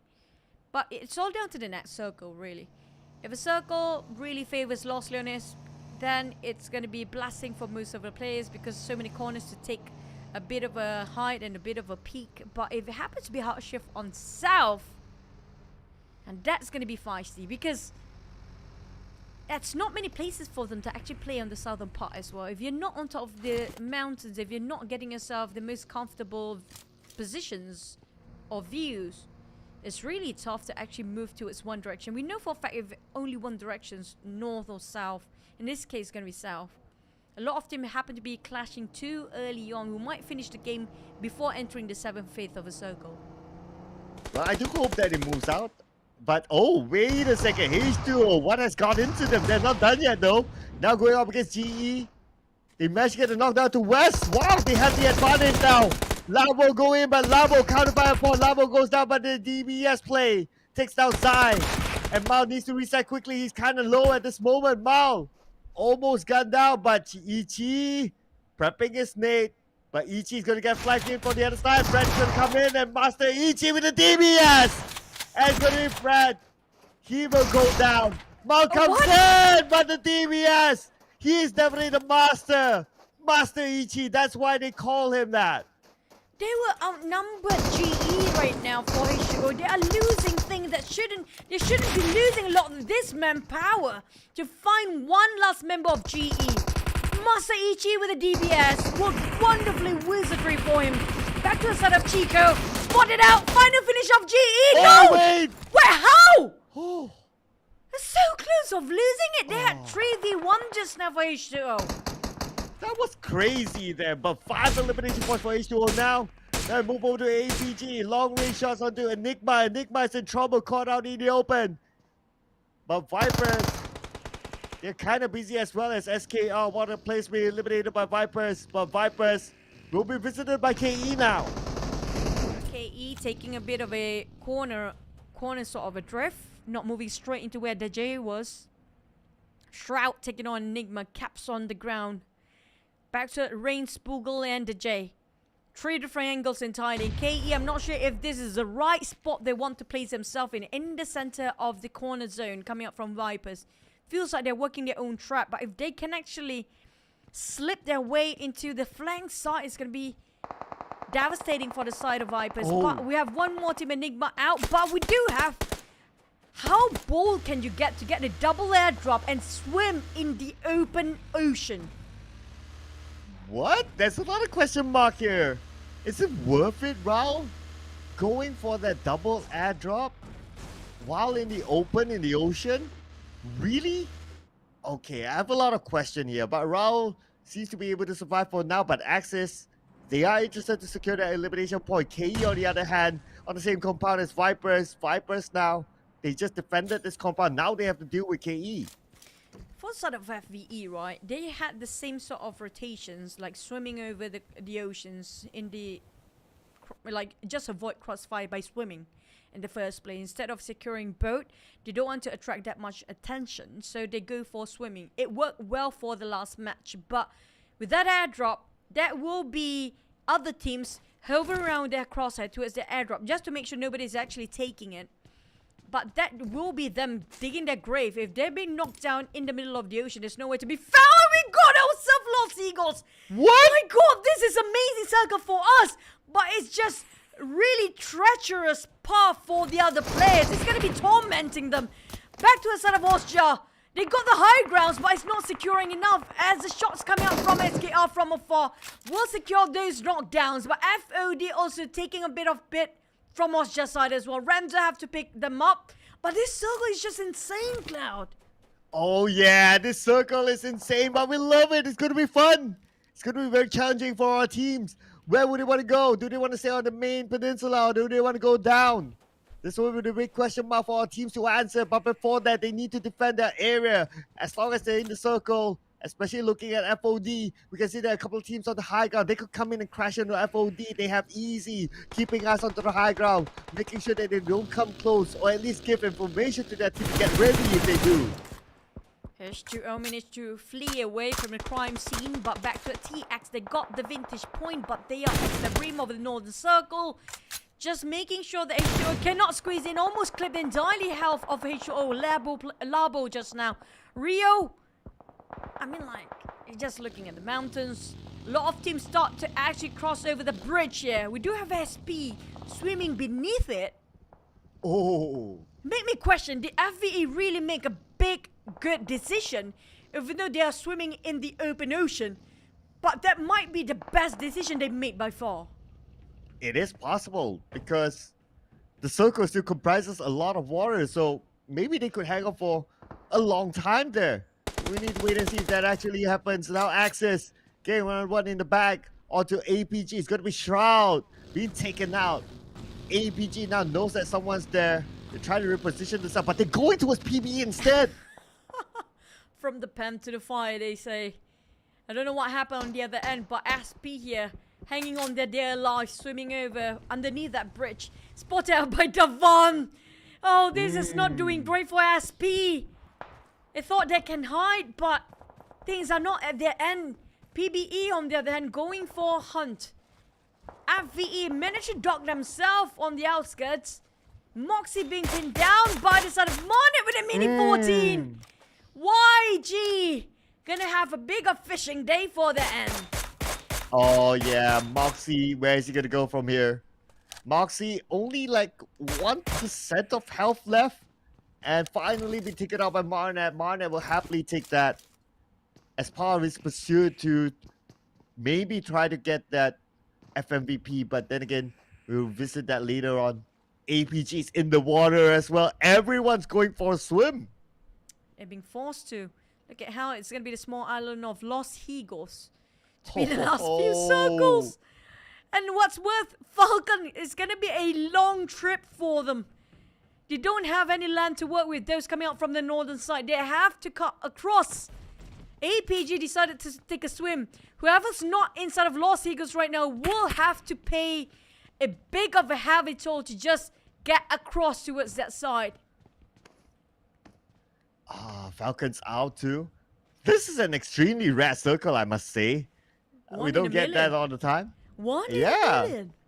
1 in a million. And if you kind of think about it, right, it's always like the last day of a week or last day of a league or last day of a league or at least or finals that we get these kind of circles. But it arrived at the right time. At least we're entertained. Now with PBE securing more elimination points in the back onto Axis, and Axis is out now.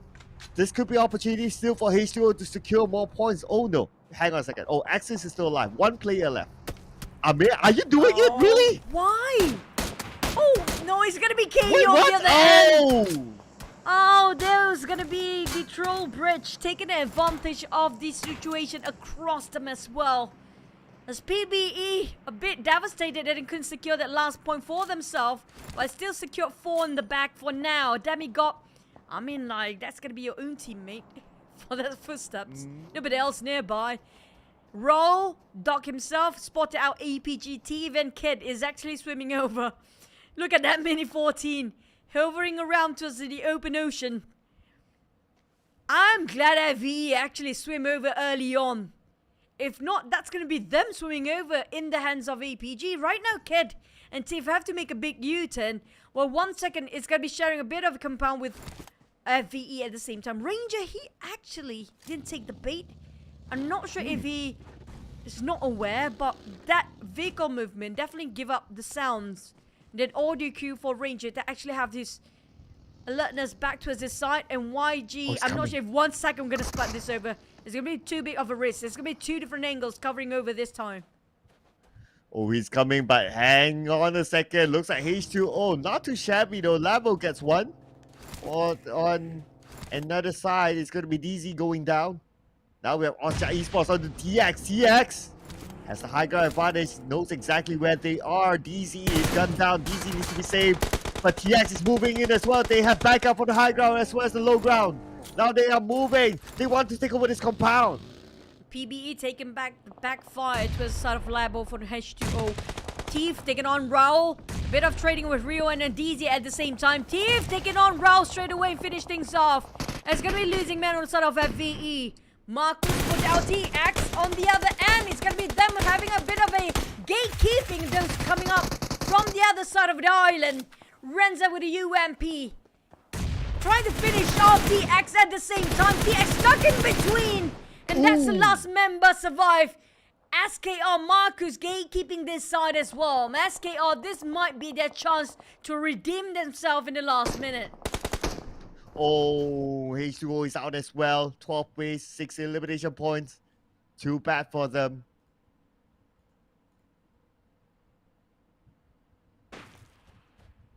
Now we will see the snake. The smoke being tossed out, but okay, 100% island now, Choo Choo. And we still have a couple of teams on the main peninsula. Oh no, this is bad for FOD, PBE, and Austria. There's no way of crossing over this one. It's so tough. Look at how APG TV also guarding over that side of the coastline. YG waiting on the southern part, which is going to be having a bit of a clash with FVE. APG, this is going to be perfect fishing. They oh no, I didn't spot them out. SKR caught the glimpse on the side of PBE and cool. Big spot out, Kid. Just gonna randomly shoot this one. But Kid have to jump back into the water. He's attracting those shots coming from behind. Aspie with Polly. Okay, here we go. Aspie at the lower ground though. Demigod's not having a good time. He's being gunned down. Dalvan's moving in, but Dalvan loses the fight. His teammate at the top must come over top right now. But at the same time, they're going in for the flight. They're going on to Panda. Panda jumps into the water at the top. 50% of health left. Needs to reset quickly while his teammate, Kaya, going in from the side, trying to get as much as he can. But he can't seem to find a good angle. But now he has PBE as well. Probably going to focus on the PBE later on. But Kaya makes sure that no one is down there. They have to pick their points and which one to just focus on first. To top what actually covers on the side of PBE, while the rest of KE, especially Kaya, try to find the ones actually under the bridge. A bit of a blunder coming out from SP early on. Now they getting back on their feet for a reset. But Panda and the rest of SP, they cannot actually peek out from underneath this bridge because there's too many teams right at the end of this bridge as well. We're talking about oversaturated end of the bridge. More than 4 teams around here. 6 make it even. KE, SportX, SP, and Vipers waiting at the right time to pick out. Marcus taking on YG on the other end of the island as well. While SKR, YG having a bit of exchange of the crossfires. Spoogle taking on Polly of XP. FOD taking on PB and one boy. Polly will be visited by the rest of SPE on the other end. But Kaya, big spot out here, have no clue where the shot's coming out from. Everyone's just so close to each other. While FV, they are looking from afar. They probably want to take advantage of any bodies lying on the ground to steal away those elimination points. But we see here Ray tossing out smokes just to buy time for himself. At the same time, we can see that SKR 5 elimination points right now. SP still stuck here. The circle, we might need the circle to force them to move. But before that, YG is out as well with only 1 point. I thought they might actually have this one. I was wrong. A bit too much visitors coming up from the southern part. The J spot that those are actually trying to camp on top of that bridge. But there's KE in between them. Davan is still proning down, making sure he's not being discovered yet. Kaya got a bit of a space to reset himself. I'm not sure about their resources and their utilities. I don't think Kaya have enough first aids, as he's actually using over that bandages for now. SKR actually not being visited by any of the teams. FV still hovering and gatekeeping towards the side of APG. PBE trying to dock themselves in the last minute and just swim over, but the circle just shifted away from them. The ones on top of a bridge now have to cross over, but how to get in here for FOD? I have no idea. Even if they jump into the water, there'll be players waiting for them. Now APG is being spotted out by PBE on the other side. It's waiting for the right moment. Mini 14. I'm kind of surprised as well that PBE managed to get into the island, but that's a good ninja skill that they had. The top needed that one. It's probably going to go in to secure that elimination point.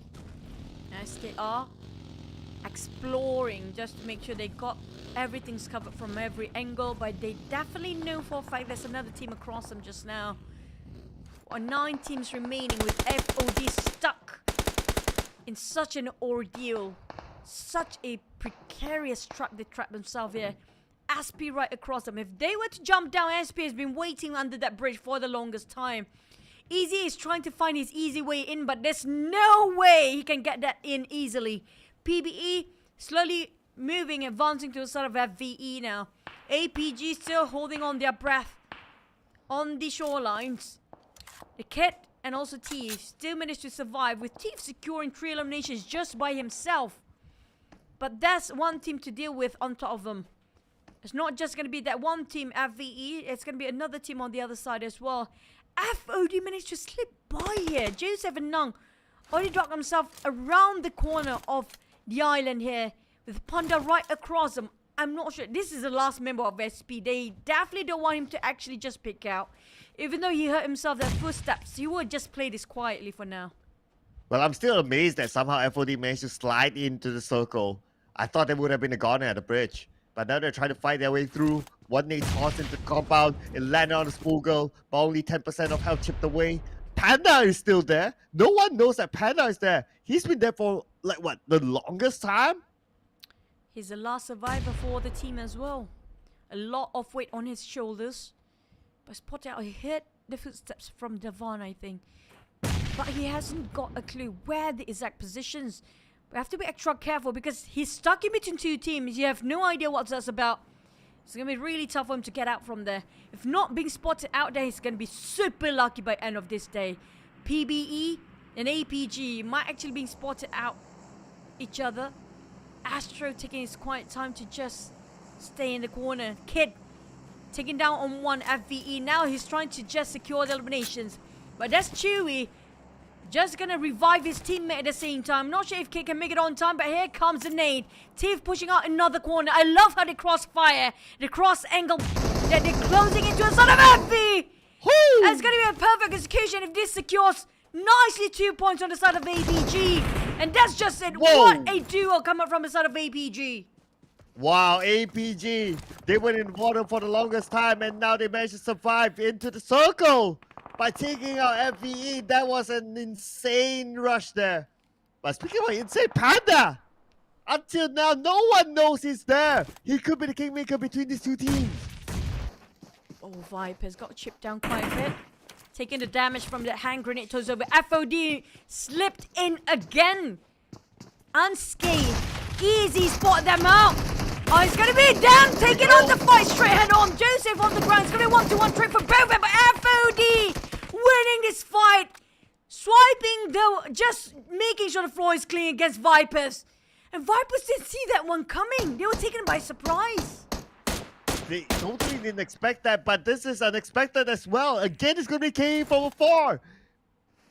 Come on, KE. KE is like this long-range specialist throughout today. A lot of the eliminations came from like a million miles away. Same goes for APG. They were the one actually drowning at first.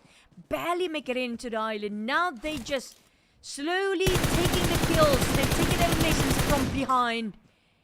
Kid might spot out Raimon next. That's going to be the last player of PBE as well.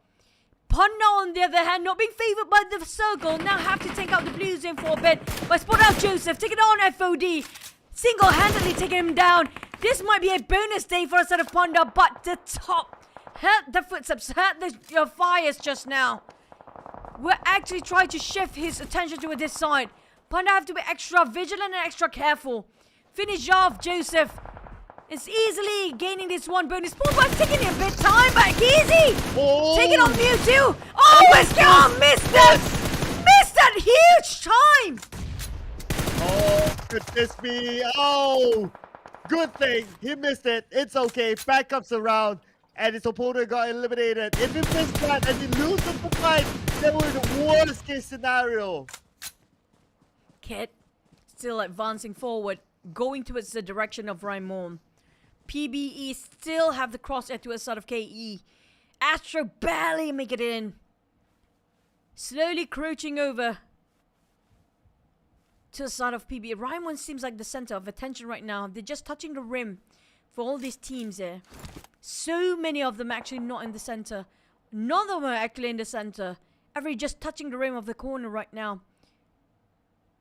Treading on thin ice, being extra careful. Not to overexpose himself too early. KE still holding towards this compound. But the moment they step out, it's going to be an open field as well. Ocha. Oh, so close. Nice pro shot. Haven't seen that for a while. And with that, we are now down to the top 5 teams. KE will have trouble. Okay, it's even worse for Panda, not gonna lie. How is he gonna get across? KE knows there's someone there. And not only that, he's being covered by 2 angles. Nowhere for Panda to go, and definitely he's out. SP number 5, 1 elimination point, and now it's KE. It's a little bit difficult for them because they need to climb, but they have the manpower advantage, so that is probably going to be their saving grace. Midnight, you take that back. They don't have enough men anymore. It's going to be equal field for these guys with a lot of 2s in their teams there. KE being knocked down 1 for Kaya. Kit want to secure the elimination. Steve on the other hand pushing forward but exposing himself towards the side of SKR on the other end. I feel like SKR will actually get this if they know how to play around the structures here. Kit being exposed here. T14K tried to spray him down but he missed and whiffed. With PBE being eliminated next. It's down to 2v2v2. Everyone have a duo on this side. APG, KE, and SKR. With SKR taking the majority of the circle as well. But the circle shifted. The next stage. Where will the circle favor here? Well, this is the final phase. That means the circle will close entirely. Which also means that the blue will touch onto the team at the side closest to it first.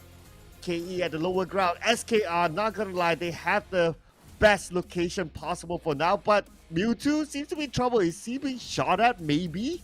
Looks like it. At the same time, APG, not too bad as of a location as well for them. That's kind of true. It's all down to who's being shrink down by the blue zone first. Which side the blue zone will shut down first. Which will force the players to actually move forward and give away their positions. Hit. Exchanging fires with Mewtwo. T14K being forced to stay in the blue, but that's too much damage. Just for the sake of that bug, he got last first aid to work with.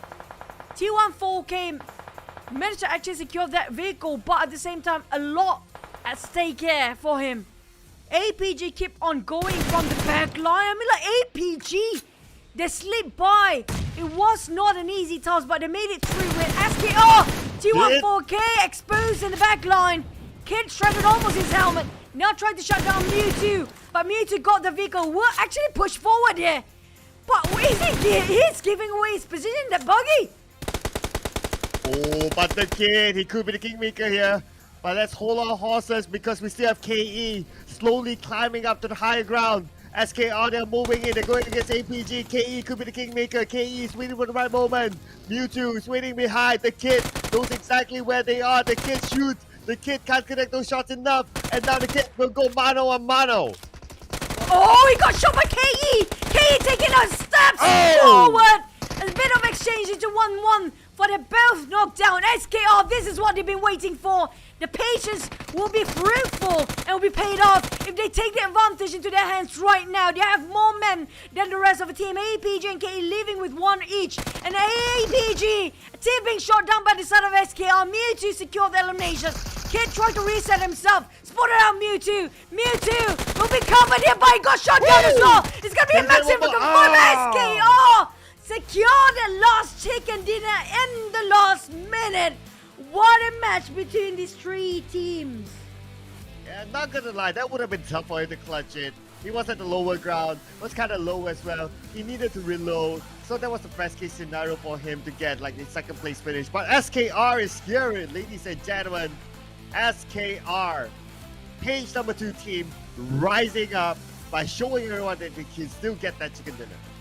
That was a very challenging circuit. Absolutely insane to just push down all the way down south in the small island of Lost Eagles. That 1 in a million circle, if you can actually survive that one, it's already speaks out a big statement for the teams in terms of their rotation, in terms of their team play. It's not easy to actually be there. You have to swim across. And SKR, they're one of those teams that get there quite early on, but not that early yet. They were in the middle of the wall zone around on top of that bridge. Still secure 6 elimination just by T14K with 700 over damage. Still to survive till the end. That was really tough one, Cloud. Yeah, that wasn't easy. I mean, the circle was very interesting as well.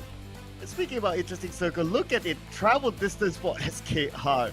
14,000, way above APG, KE, and PB, but they still managed to get the side to the circle. That's number 1. Number 2, they managed to get that chicken dinner. I mean, it's a perfect scenario for them, and the number of the number shown on their travel distance just tells us a story that it wasn't easy for them. They had the longest journey of all the teams survived till the end just now. They were grinding themselves into this very small island. APG, you have to give respect for these guys as well. So many of their teammates being shot down when they were swimming over. And one of those teams actually guarding them, it was actually PvE. But lucky enough, because of the rules and distraction in between all the other teams, they're a bit distracted and change and shift over their attention towards the other side of the island. But SKR, this is what I've been waiting for. Like, this is what the SKRs were last week. With this double-digit eliminations, got themselves a chicken. This definitely pushed them a bit more when it comes to the overall rankings. But will it be enough for them? I feel like this map itself, this match and this round, will be the security for them to be the top 16 in the playoff. You know what surprises me even more? After everything that FVE did, they got nothing. Are you kidding me? They survived all the way there. They got that high ground, but no points at all. They got a lot of knockdowns. In the case of FVE, it's always the execution that is a bit of a problem for them. They always got so many knockdowns, but they just couldn't secure the eliminations and translate into 1 point of eliminations. It's always that case. It's really painful to be at the receiving end because they always got that knockdown but being finished off by somebody else. But here it comes for a top ranking in the overalls in week 2. So close for Ozja to finish things off. Down to one last map to see between the West Point Myanmar and Ozja later. But YG pushed upward tie with BG in the last minute. Wow, okay. Burmese goes, to be fair, they didn't play that round, so there will be opportunity for them to catch up again because they have 1 game in hand. But of course, they have to collect points, no doubt. Man, I still feel for FVE. So much effort. They did fairly well, but no points. Okay, let's see where they are at. They went on to page 2. Yeah, that's the answer. A team that's fairly consistent in page 1, now in page 2. Man, I mean, my heart goes out to them. It's really tough to beat them, especially when you secure so many eliminations, so many knockdowns. It makes me kind of wonder how much knockdown do they actually have on the side of FVE. If we can actually tally up and see the KPI, it would be really great because it's going to be the set award for them, right? I feel like they deserve the set award for the side of FVE right now. Oh man, that's just sad. And it was a very hard circle, not gonna lie. But they still managed to made get it. themselves there. They They got made it. they did. Can you imagine? They also survived the two airdrop thing, True. and they got nothing. And they were the first to actually swim over to Los Higos. We were having a Yes. bit question mark first why they swimming over. Then we hop into the circle. Then we see, oh, that's why they were swimming in the first place. They were one of the first few to get into Los Higos. They got the advantage at first. But I don't know what went wrong for them. We didn't get a lot of their view or POV previously. But things got really out of hand for the side of VE. They got so many knockdowns. I think they got one of the most knockdowns if you compare with other teams. And they just had to be crashed in by APG, and the rest was history. That's all I can say. Oh no! I think this is the most disastrous result that we've seen in the wildcard so far. This is the saddest day. Saddest for Aces. result, It's yeah. I agree. It's one of the saddest team right now. They got so much to offer, but being finished off by the other team entirely. But you know what? We're down to our last map later on, but we're not done yet. So we're going to take a bit of a break before we get into our last map of the entire league. See you guys in a bit.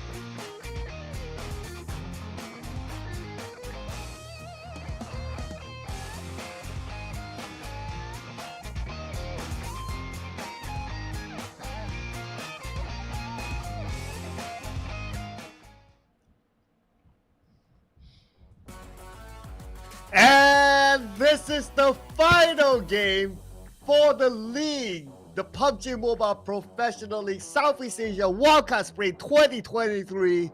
Can't wait to get this started. Can't wait to know who's the top 16 on to the grand finals. My name is Sir Cloud. Together with the wonderful Choo Choo, we'll be bringing you the stories in the final game. It's gonna be one last match and one last match to play with. Can they make it in the last minute for the push? Will they actually have to drain down all their hopes and expectation when it comes to the last map? Because just now we saw the unexpected happen. Like example H2O, you know, they had enough of being the victims. They wanted to be the prey, so they want to go for more. But what's more for you guys, don't forget to actually get yourself the Neon Assassin's Power, the new Power 4 series, available right now during this short amount of time. So make sure you get it for yourself before the season ends. Oh yeah, 4 skins available for grabs. Previously it was something different. Next it will surely be something different. So you don't want to miss out on this. 1, 2, 3, 4. The preview is on screen right now. You've seen this for 2 weeks by now. You would have known this, so just check it out. But this one, oh my goodness, you should check this out. I think this one's really swag though. I mean, the Silver Gear set will be one of the best set that I've seen by far. Aside from the M4 one, we do know that's going to be one of the best cosmetic for the rifles. But this one, I do want to see the animation, how it actually plays in the game. Yeah, I do want to see as well, so make sure you tag us if you have any content on it. But tag us as well if you purchase the new Royal Pass, only available. Of course, it includes the skin for a DBS, a weapon that's super duper hot right now. And on top of that, there's an ornament, there's a parachute, a skin, there's a skin for a helicopter, and even a stun grenade as well. So those that you don't really use, but the DBS, keep your eye on that. Yeah, but also don't forget about our commemoration or the collaboration with Bruce Lee, where you can have faith in yourself till the end of the line with this martial art master Bruce Lee joins into PUBG Mobile. Even the Afro guy can make it, why not you? Because you might be one of the pro players one day and get us, you know, to comment. I can't even wait to comment on your games. There you go. Yeah, maybe when we do that, you're using the new Terrafang, for Car 98K. It's currently on the limited favorites and on sale too, so don't miss out on this. It has this like magma-ish kind of design. And if you get any other skins, do check us out as well on our social medias. Use this opportunity to tag their social medias onto your own content so that our admins can have a look, and who knows, you might be rewarded. Yeah. Or maybe not. I'm just saying. Just flex with your cosmetics that we cannot afford to have, okay? So you guys can have the right to brag and have the right to flex. But also this is going to be our last map for the entire league of Wildcard C here, with no Group B anymore. SKR, that was their last push. YG, also their last push. Vipers and Axis will not be playing as well, but will be enough for the Group B. Will be biting their nails, waiting for ACDE finish in this last Miramar. Yes, and that also means that Axis has ended a league campaign, at least waiting for the final scores to see if to get a confirmation if they'll be in the top 16. Although I do worry for them in terms of that, but that also means that H2O will be playing the next round. They have an opportunity to overtake Axis, just saying. So that's their final chance to get a chicken dinner in the league at least. But if we want to talk about them, maybe seeing them in the grand finals, not too sure about that. Well, this is going to be our last time to draw up predictions when it comes to the last map of the league. Let's see what we have, because West Point Mamba will be on my prediction, and Austria, we do know for a fact they're really close of closing the gap. But GE, I'm not surprised if GE going really run amok when it comes to this map here. I do personally, so we do agree on Austria Esports, the both of us. TX, not the best of performances, but I just want to put it as a side of support for teams on page 2. But PBE, honestly, if any, to me personally, if any dark horse were to kind of win this, I have a feeling it's going to be PBE. They do have moments where they do play very well. Aggressiveness, they can get those elimination points. They can be fairly consistent, but of course, what matters is how they perform in the grand finals. So I do think that PB, they have that potential. Yeah, especially when they were playing in the previous season against MY as well. It used to be known as KHI. So they definitely got that more of that experience. Sorry, more of that experience compared to the other teams, right? Sorry, I forgot the closer one. But back to our last Myanmar map here. 20 more seconds to go. We do want to see, can anybody take West Point Mamba off their high horses here? Can they take away the podium spot from their hands in the last minute? And will it be enough for the teams that barely make it the top 16 have their last push when it comes to the last map here? So let's hop into Myanmar.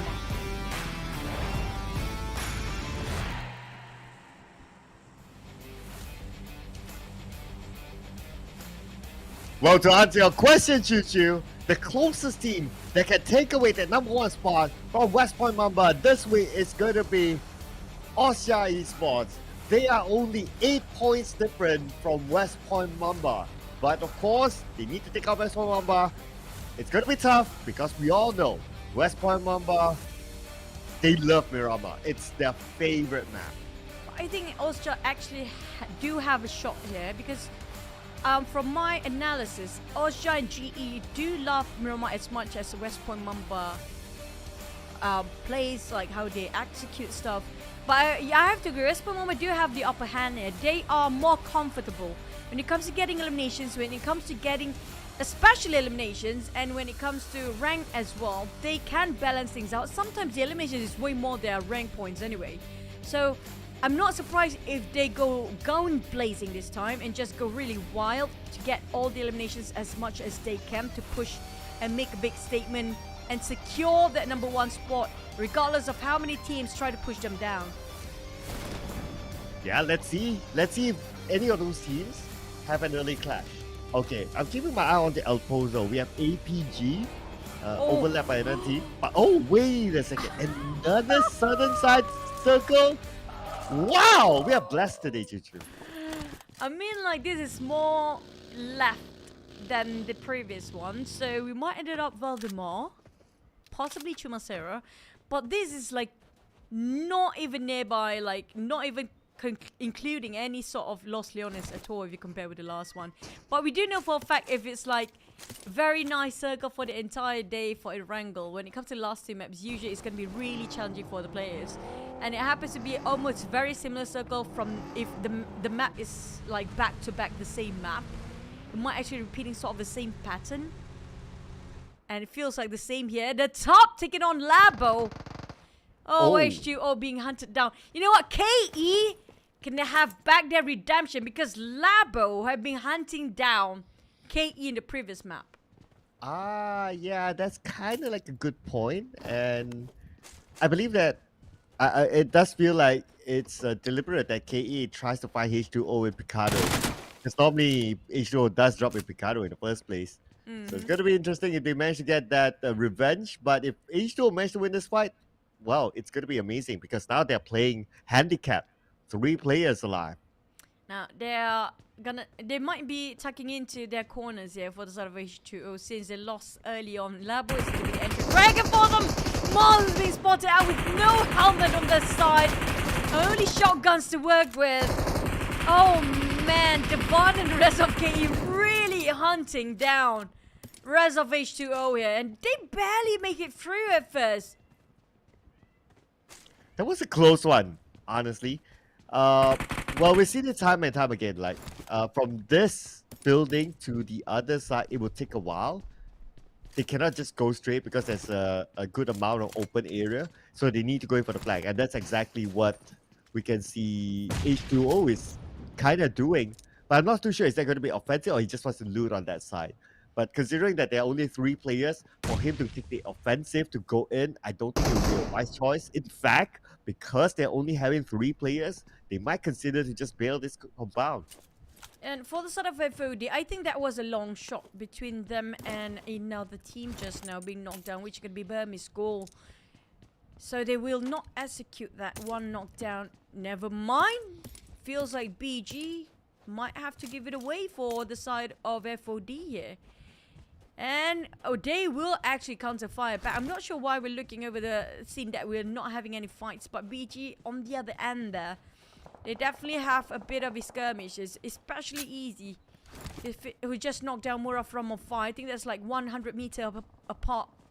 Nang is the one that arriving latest, but we have his view the most. It's going to be a bit questionable for choice of observers, but it's okay. They might actually have a long day already. Yeah, but okay, finally we'll see some action. It's going to be John just punching it out. He doesn't have any weapons, so to be fair, that's why he did that. He actually do have weapon, but they don't want to waste their magazines. They don't want to waste their ammunition when it comes to, finish off the elimination and translate into 1 point in the first place. They barely actually loot up. They got lucky. They got the loot way earlier than the side of BG. Now BG leaving only one man behind. I'm not sure where the last player is, but we did saw the H2O scenario previously we talked about, right? So I think H2O is just gonna go for the loot just now. They can actually exit out from behind from what we've seen the last position they had before.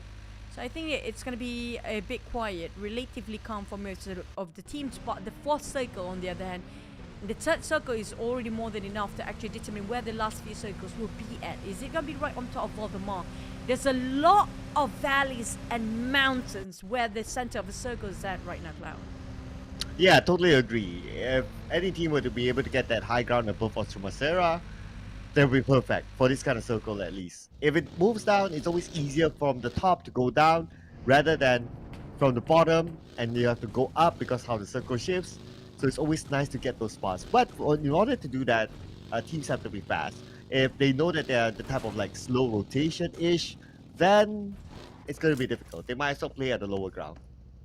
For APG, exchanging fire. TX got caught during mid-rotation here. Got the explosion on the side of APG. They're going to finish things off. Baron definitely was secured by the side of APG. TX leaving only 2 men to get into where they fancy. But the problem is, like we mentioned earlier on, it's not an easy task. So they have to rotate really early. This means that they might actually have early clashes as well, like how TX is actually experiencing. And they're being forced to take the fight anyway. For Sin, on the other hand, they got a bit of a high grounds, but they're not in the safe zone either. I mean, like, they're not in the safe place at all. We're talking about Enigma keeping a close eye to the side of Sen. With H2O, surprisingly, they're not going to go for this engage, taking a long rotation from exit out at the back, but they are taking the challenge head on against KE. Well, we can see that KE's movement, they're a little bit more confident. They're opening up the flanks. The Holy Land Jew managed to evade Enigma, not a position that he wants to take fights. Because he's outside of the circle, the blue would close in onto him and his teammates nowhere around. But I am surprised for H2O. I mean, H2O, come on. You're playing as a trio. You might as well exit and try to survive and try to go for that chicken dinner. It's all down to sort of a gamble here. Down towards the circle, really. No matter how good of a drop spot you have initially. But if the circle just happens to be moving away from you since the start, it's already a big challenge for these guys to make sure they have enough utilities to survive to get into the safe zone. We're talking about Enigma just leaving out the blue zone, and so many players already finished off by the play zone itself. We're talking about SP, Falcon, FVE, even PBE tanking out the blue while H2O taking it head on. I'm surprised. They are already handicapped at first, but still not going for an exit and take up the challenge. You know what, KE? We want to fight you either way, even though we are losing at first. But it's going to be on top of Chumacera, which is going to be really tough if you're not on top of a hill, where I'm not sure Enigma, will they stop by to take a bit of this fair share amount of crossfire or not? It feels like they don't want to be part of it. Unless they can win this fight. Oh, okay, that's a pan there by Kaya. Frankly speaking, unless they win this fight, I'll be really disappointed. There goes down another one. Chico's the last man. Spots out Javad, but he can't connect those shots enough, and I know that side. I feel the same way because they had the opportunity and they got the space and time to lead to leave this compound and go for a different compound behind them entirely. To actually go for an exit. They're really Calm down, angry. people. I think they want to finish off the bullet and ammunition so they can change their weapons. Just to make sure the other teams that happen to pass by here not have any ammunition, even though it's a good gun to work with. That's one of them a reason. It's not because they are raging or whatsoever. That's them playing it smart for KE actually. But back to the H2O part, right? I'm like, why? Why do they want to take up the fight there? Yes, they can if they want to, but the way they were placing themselves and how much loot they can actually gather from to build up their gears is not enough to fight the entire squad of KE. I mean, yeah, the math just doesn't add up, right? Like it's 3v4, and performance-wise, and gotta be realistic there. The amount of loot, there's so many factors, right? And it all just points towards like, just leave the compound. That's all. There's no further explanation, and they have an exit point behind if they move fast enough. At some point, they were like kind of waiting in different rooms. So that waiting moment or that waiting time could have been used to just exit. Or just find a vehicle to exit out, because I do realize they haven't got themselves any vehicles to work with. But you know what? What's done and dusted cannot be undone anymore. Back to the sort of FOD. Enigma got themselves elevations for a bit. FOD will work around the structures as well. A Spooky trying to climb up a bit more elevations just to see through where Enigma at. Nag still loot while running at the same time. Enigma on the other hand try to get themselves the best place possible on top of the Chumacera mountains. At the same time, I have a feeling we might end up on top of this mountain for the last few circles because the Chumacera town, even though they got themselves a bit of a crate, a bit on lower ground. But high chances are we might end up on top of this mountain, and working around the valleys will be really crucial for these guys. If they don't have vehicles, it's okay to be on foot because it's a really steep cliff. There's so many steep cliffs here that cannot be actually discovered by the teams on top of it. Well, we get a confirmation now, and yes, it's going to be the high grounds of Chumacera. A little bit on the left side as well, so high ground it is. Let's go for it if there's an opportunity. So far, we can see West Point Mamba at prime position, Enigma as well, Osja Esports on the other side. So those are sort of key points. SP's trying to climb up. They could get a key point for themselves, but for the rest of them, if they want it, they have to fight for it.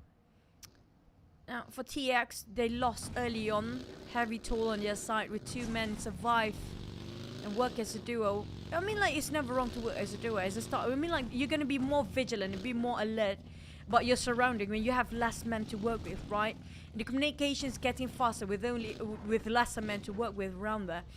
But at the same time, when it comes to firepower, it's going to be a huge disadvantage for the team. For APG, they're still going around the corner just to loot things up. But SP, they're not aware for the fact they've been scouted by Southwest. For Mamba, here comes the M16. G-Lab happens to be there as well, and Spooky sharing the same plays here. There's so many eyes towards the sort of G-Lab and SP. Oh boy, I feel like all the teams in the center, all the teams are sharing this sort of crossfire will lose. Because West Point Mamba stealing away from afar. Oh, 3 teams at this same area at some point. Now we're down to 2 teams with FSP being eliminated. Koopa's going down. Scotty, they just spot out Scotty. They don't know he's there. Oh!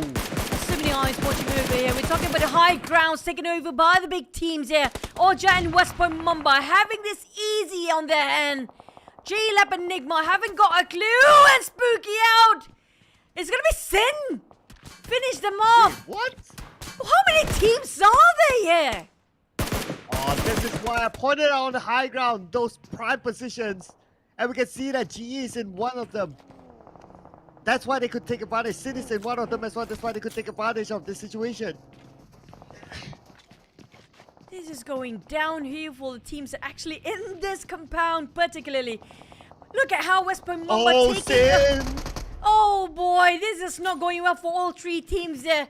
Yes, Scotty being knocked down and finished off, but Caps, Enigma, even though they might actually win this one, but Sin also winning, but Caps, the last member surviving with only 1 elimination in his hands. Caps will be discovered around the corner, playing around the Rosie.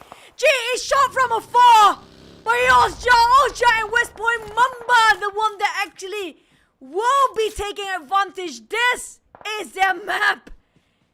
All teams in here will all dying. There's nowhere. Even though they're winning this for Sin, but they're losing as well. Oh, 1v2, but we hear the sound of DBS, and that is it, ladies and gentlemen. Thank you, Sid, for playing the league. Please stay tuned to the official announcement whether they'll get the slot onto the next round, but now focusing on the circle. A 50-50 split between the left side mountains and the right side mountains. This is going to be tough. They need to really predict G-Lab, however, right in the middle of it. They might get the next bit of the circle. But I want to see where OJS and West Point Mamba is at. Speaking about them, they are here.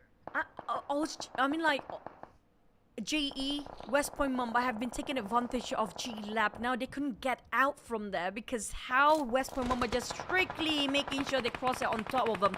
But PBE versus APG here is going to be another round for them based on the last performance. Now they're having another go. From Lost Eagles down to Jamasira this time. West Point Mamba keep their taps open for all the teams crossing by. They keep getting themselves a third-party eliminations. That was a huge point for them. They already secured 2 eliminations just by butting into this business. Same goes for FOD. They're digging their grave there. Oja taking on the side of Falcon as well. These 2 teams, nobody's challenging them, and they are on the top 2, not stopping by getting themselves so much elimination from afar. Oh, look at the amount of teams here, Choo. There's like, what, 5 teams in the minimap itself? That's insane. Anyway, TX is going to come in from behind. They have the high ground against APG on the left side. Zen as well. But they need to find a way into the circle. They could be eyed on from that high ground too. Falcon is on top of them, but Falcon is distracted as well with teams on their own. TX, but our APG, oh, Teeth, they're just walking themselves into a trap here. No way out. There's PG behind them. PBA on their left. It's gonna be another one. TX taking them down. Teeth, where to run for APG? They are stuck in the corner. Down to only 1 player here. It's gonna be the side of APG. Power trying to survive as long as he can. But smoke's gonna go down. And the moment the smoke dissipates, it's gonna be a clear path and clear sight for these guys to shoot him down straight away. Rio trying to save his mate, Zen, from afar, but that's too open. GE being knocked down from the other end. It's gonna be West Point Mamba, I guess, that's shooting them down all around. No, it's gonna be Falcon taking advantage of this. PBE, nobody scouting them out. Master Zai with the UMP around the corner. Spy him out. He got fired first. Oh! Falcon on his knees. Managed to arrive in time, but not in time for the first aid to help his opponent, and he managed to secure that elimination. Beautiful rush. But speaking about beautiful rushes, looks like Mamba gets one of the Ranger. Power will go down as well. West gets eliminated. That is the end for Encore PUBG or APG. Number 12, 3 elimination points. FVE, high ground for them, but TX finally able to move in. Looking over Ozja, dominating chart right now. G-Lab got themselves 7 eliminations, but down to 2 players. If you compare with Ozja, 5 eliminations, but remain as a squad. BG finish off PBE Raymond from the flank side. But Rio taking advantage as well. So much work by the other teams. Is always going to be somebody to be the third party all day long. G-Lab managed to just hold it in for the longest time here. But look at those job placement. They're spreading through the left side of a circle, entirely dominated by them. West Point Mamba taking those coming out from the southern part as well. And Ozja not showing any sign of slowing down. They're taking more eliminations there with another team out at 11 places, which is going to be GE next. Burmese go down to 1 player. We have 4 teams having a full squad. FVE, KE, and West Point Mamba and Ozja. These are the teams that can actually make a change when it comes to the last few minutes of the overall rankings. Oh man, Ozja really wants the number 1 spot. Look at the amount of eliminations right now. 6 eliminations, but West Point Mamba is not going to let go that easy. They have 3 eliminations on their own and they still remain a full squad. It will be interesting to see if it's down to these last 2 teams at the final moment. But now Rio's moving. Rio spots one now. Spray coming in from Rio. Rio not connect at all. Ranza make a big trip of U-turn, but that smoke up bug, you really have to leave. by the side of Renzo. It's too risky for him to actually have that buggy to work alongside with him. Chewy take it on cool. Sky and Ocha, they got himself, what a comfortable spot there. Chewy drop himself, sliding down out of nowhere. Maybe being surprised by sand from afar. But Rio having a nade. Lucky enough they swap.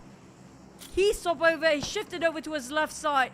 If not, it's going to be really tough for FV to climb that spot. But Renzo, this guy is just having such a good day. And Ozja is like racing eliminations against West Point Mamba at this point. Oh, Rio. Does he know? Okay, he knows that someone's there, but he's not sure at what angle. A Goblin not showing himself yet. Still prodding. He's tossing nades, tossing mollies on the second floor, but no one's there. So he's just using utilities without any return. Rio still trying to, he knows it's there, but he just can't put a finger on it. Trying to exchange with something. Goblin. Only one elimination. So if he goes down here too early, he's just going to place himself at 9th place. There's not much to work with at 9th place. Renza still not giving away his buggy for free. It's still risky for him to actually keep on using it. Rio, on the other hand, wants to go for the corners, but he don't have a molly to actually clear things up. Not even a grenade at this point for TX. Trying to find something to work with. Goblin as well. Don't have any utilities to toss around. But I have a feeling Ozja is going to be the one winning this fight between these two teams. This is going to be the victim of Ozja again. I mean, like, come on. Yeah, Ozja got surrounded. Not gonna lie. So, probably a couple more points in the back unless something insane happened. But no one's really moving, waiting for the next phase of the circle. It's very likely for all these three teams to not be in it. But Ozja, they know that they're at the inner side of the circle, meaning that teams in front of them will be forced out. But the circle not too far, just behind Ozja. So they just need to wait there, and it will be points in the back. West Point Mamba trying to close the deal with FBE. Trying to make sure that they got 2 more points secured. Feels a very tight race between Ozja and West Point Mamba right now. And Rio still hanging around the corner. Goblin is just trying to sit tight, but the way he moved, just giving away his position, they can hear the scrapes on the floor. Goblin just sharing a wall between Rio as well. Feels like they're best friend right now. Oh man, who's going to make the first move? Come on, guys. 3 seconds. 2, 1. Here we go. They had the Ozja team, I mean like the team above them is going to be Ozja making too many noises with their vehicles, making them a bit more cautious about the next move here. But Rio Footsteps giving away his position to a side of Goblin. Now Goblin, this is unnerving for him. This is really scary. Everywhere he turns, there's a sound. And lucky, I mean like Rio, that was really close for him to actually secure, but Goblin fires against him. Oh, he finally gets out from the shack. Oh no, he couldn't secure it in the first place. Now giving away his position. This might him digging his own grave here for Goblin. Goblin somehow survived that. That was a miracle by itself, but now his next challenge is trying to take down 2 from TX. He has the high ground. Rio with the nade. Being prepped out. He's going to toss on to the other side. And now they toss on to the other side. Will it land nicely? Looks like not. But he got one more to go. Rio! Saved this team. And that's going to be the end for Falcon. I don't know if it's going to be the end for him yet. As Rio being hunted by MH. But MH is a bit too greedy. He got only bandages to work with. But still want to take down on Rio. In the other end, he needs to use a lot of utilities himself. He needs to upgrade himself when it comes to looting. And Rio definitely got this one in the back. He got only 1 first aid! Oh my god! Halfway through his helmet just to get that first aid and to use it instantly. Leaving him no choice as West Point Mamba and FVE scouted him out already. G-Lab will be hunted down by West Point Mamba, but FVE range and roll will not spot him the next few seconds as Rio got himself slipping into the valleys on top of the mountain. Mix on the other end. for West Point Mamba, trying to shut down the movement coming from G Lab. Rio! One-man squad all the way, giving so much pressure towards sort of a VE here. Oh, okay. Here we go. Can he do it? He has nowhere else to run. He must win this fight. So Rio trying to take the high ground position. 10 more seconds before we'll see the next middle circle, but it's very unlikely that these two teams will still have that circle. FVE playing as a duo. Can he actually do it? Rio. But no. But I also have to point out that He got nothing. looks like West Point Mamba will be the champions of week number 2. Considering Wait. that Ozja.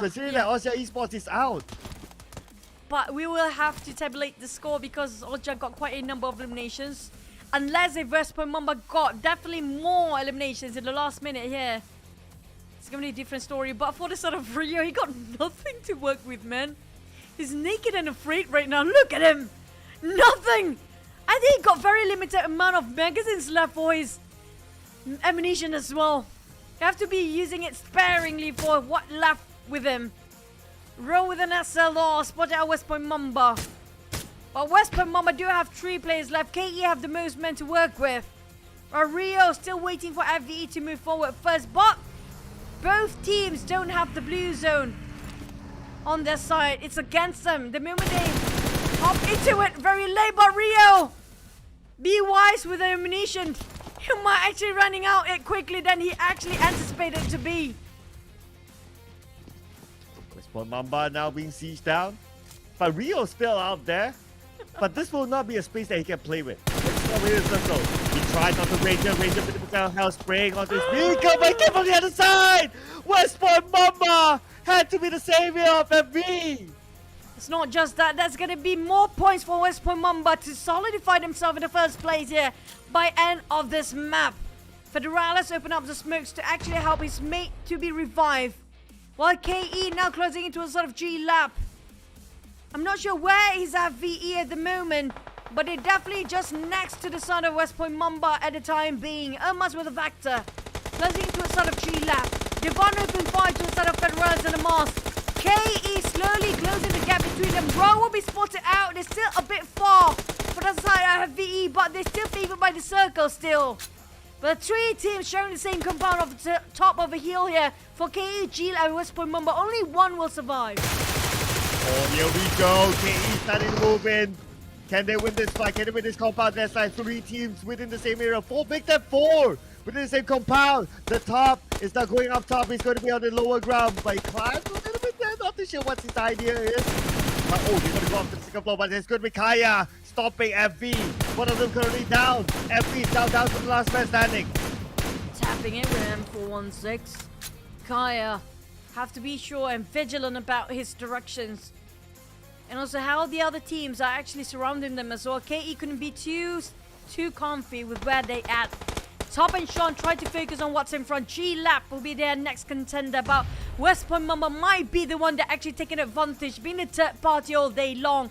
If they're left with only 2 players there, KE got the most men, but they have too many angles to cover for themselves. Ranger playing at the slope of the hill. Still in the center of the circle. Devon make a move to a sort of G-Lap, closing in the gap in between.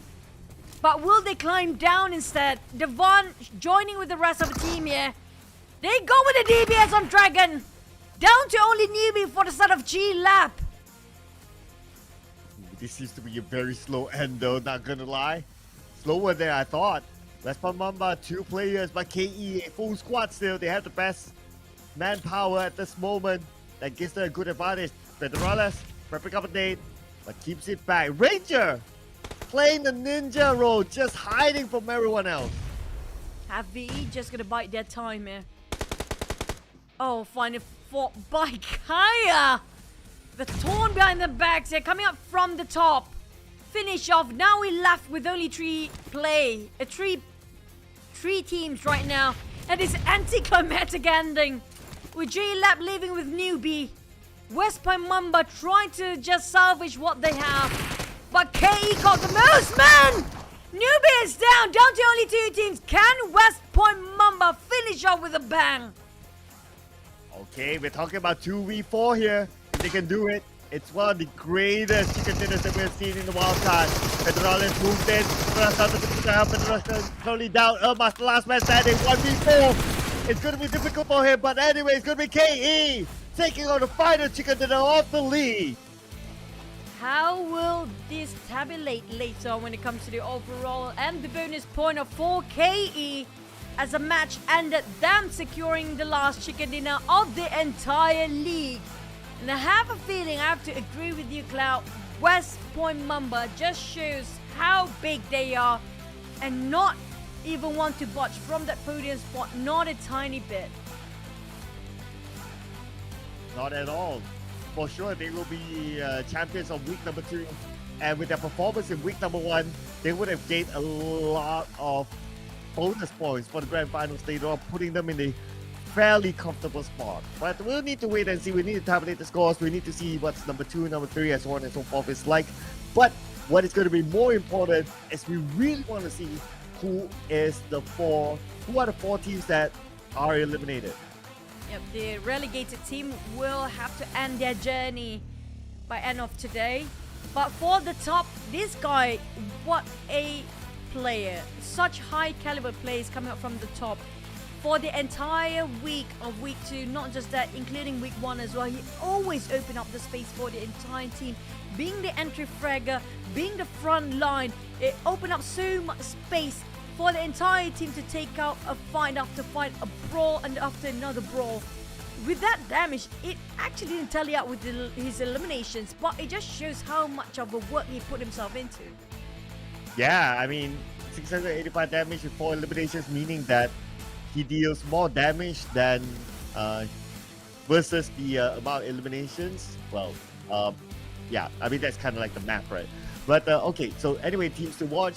KE coming back with a chicken dinner, so this will definitely boost themselves up. They were on page number 1 the last time we saw them, so they might be in the top 5 or maybe like a top 8 at least. So we need to wait and see. But West Point Mamba, because of this performance, for sure they will be at number 1. Austria Esports, they went out behind them, and by the time they went out, they were short by a few points anyway. So the gap was fairly significant for them to not overtake West Point Mamba. I think it's less than 10 for the gap between them because they got quite a number of eliminations of how they were placing themselves. I mean, like, this is going to be the two teams, West Point Mamba and Ozja's game. I mean, they got themselves the best view, the most prized spot in the map as well in the circle. And they just farm up kills and eliminations from afar. And those guys just shows how much of Titans, how much of a powerhouse they were. When it comes to eliminations, KE got the most this time with 15 eliminations. But look at G-Lap squeezing into the last minute with 12 points in total with 7 eliminations in their hand. Ozja finished off at 6, which is going to be the same elimination point as West Point Mamba. Now, this is definitely going to be securing, solidifying West Point Mamba at number 1 spot. But how much of a gap? We have no clue. Have to wait and see. Well, but this numbers is going to be kind of obvious why West Point Mamba is on top. Before the round started, they have about an 8-point gap with Austria Esports, and with Austria Esports only getting 8 versus 12 for West Point Mamba. We know who's on top by now. So congratulations to West Point Mamba, definitely champions of week number 2.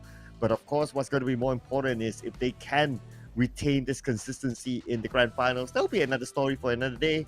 But for FBE, 6 points this time around, I do think that they will go through looking at this current condition. But for the side that I'm worried most is going to be Enigma and also GE when it comes Yeah. to, especially Enigma, because why they are in the verge of losing it. I'm talking about the entire week 2 performance might be detrimental for them, even though their week 1 was amazing. But if you add up both scores and you go for the average, it feels like they are actually barely make it in for the top 16. If they made it, they just really down to the wire, down to the last wire. But right now, we have no clue who will be relegated. But I think we can securely say H2O will not make it this time. Yeah, H2O and probably Axis as well. I think that will be my bottom 2 choice. For the others, it's a bit tough. It's hard. Tough. It's very hard. Maybe DX, I would think. I want to say Enigma, but last week they weren't too bad. So I don't know, but I think, but DX last week they were okay. They had okay moments too. So, oh, this is hard. I mean, the other two relegations are hard. Yeah, I agree, because if you compare it with last week and this week, now the ones that really shaky that last week, even FBE was a bit shaky when it comes to week number 1, right? TX especially, they were not safe at all. Same goes for Sin, APG as well. I mean, like, APG kind of in the middle bracket, so maybe it's gonna be okay for them. But for the side of Sin, TX, is it gonna be enough with what they have to offer this week? Is it gonna be them at borderline? But what I worry most right now is gonna be Enigma, because right now they're not having momentum at all for the entire week of week 2. So far, we have the week 2 ranking as West Point Mamba securing that with quite a gap in between, 12 points in difference of Osja, with Burmese Gold, YG and GE. This is going to be all the Myanmar team placing at 3rd until 5th respectively. Wow. Okay. Very interesting to see that. They're pretty close to each other. Other than that, we have APG on top. Okay, not much of a surprise if you ask me for teams on page number 1. And this is still like the week 2 rankings. So let's hold on our horses. We need to tabulate the points first. But it's also kind of sad to see that H2O, when they fell from grace, they dropped onto a 20th spot. Axis overtook them and they stayed there. So at least Axis can say that, hey, we're not the last team in the entire league for week 2. I mean, like, that's not something to be brag about. That's the best out of the worst case scenario. I mean, that shouldn't be something that you brag about, but at least that's the best scenario for them. That can actually have a right to brag for that. It's not easy to make it in for the PMPL Wildcard anyway, so it's already something they should be proud of for Axis and H2O. We're looking forward for their next performance in the next season. Hopefully they have a bit of a jump when it comes to their, gameplay and how they work things through for the rotations and everything else. There's so much that they still can actually improvise on. But for Vipers, now, is Vipers safe when it comes to weekly ranking too? We haven't talked about Vipers as much, right? Vipers last week they were okay, but this week is like it's like a big switch for them. So I think they will fall in the bracket of like TX or Enigma, that the not sure bracket, Same goes for Switch Point, especially Switch Point. You have to put in account they came in late, so that's already a sort of a handicap for them. So it's really tough for them. They didn't secure the triple digit anyways. For Game Lab, it's also in the same boat here. I think SKR will just happily make it, because SKR last week they were really brilliant. I'm talking about them at the first page. Now they definitely will make it in. Falcon, no problem for them. FVE maybe okay, but the one starting from 14th place down to the 20th, they might be relegated, because we're still waiting for the tabulated score of the bonus rankings right now. Yeah, it looks like because that's the moment of truth, right? So I guess whoever's counting the scores, they're like, okay, keeping us anticipated. And of course, I totally understand. They don't want to make a mistake. They want to make sure that it's accurate, so that when it's out, it's that is the teams. Oh my, we are making all these predictions, but let's not forget as well, like week 1, there were some teams that didn't really perform. Like, you kind of think of the opposite, right? Like, they need to perform, but week 1 didn't perform, so they could be in danger as well. Yeah, that's what I meant. It's like, because it's so very not consistent for teams. Here it goes. I'm so scared. Okay. Oh boy, Enigma! It was like 3 points away. Okay, this is weekly. This is weekly. Okay, calm down. Relax. I'm so scared. Relax. I'm so scared. My God. Yeah, I thought so as well. I was like, okay, calm down, chill. Whew, okay, we're not out with the official 16. We don't care about the first page. We don't care about the top 10. Yeah, we care about those actually at the bottom 4. Yeah, we don't care about you. Come on, we don't want to see you. We'll see you next week, okay? See you guys next time. I'm like, it's gonna be a couple of days, but yeah. But the one that actually starting on 11th spot here, even Sin is not safe at the time being. Ooh. Up to that point. Maybe. I think Sin did fairly okay last week. I think they will be safe.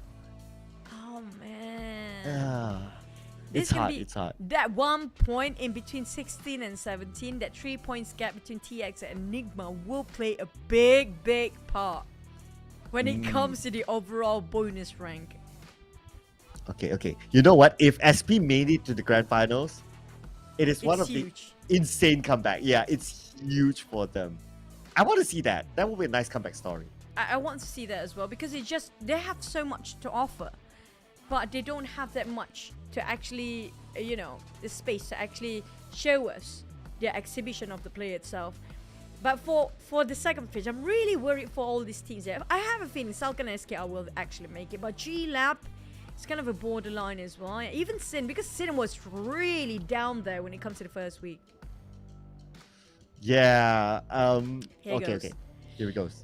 Okay. Okay. Not yet. Calm down. Okay.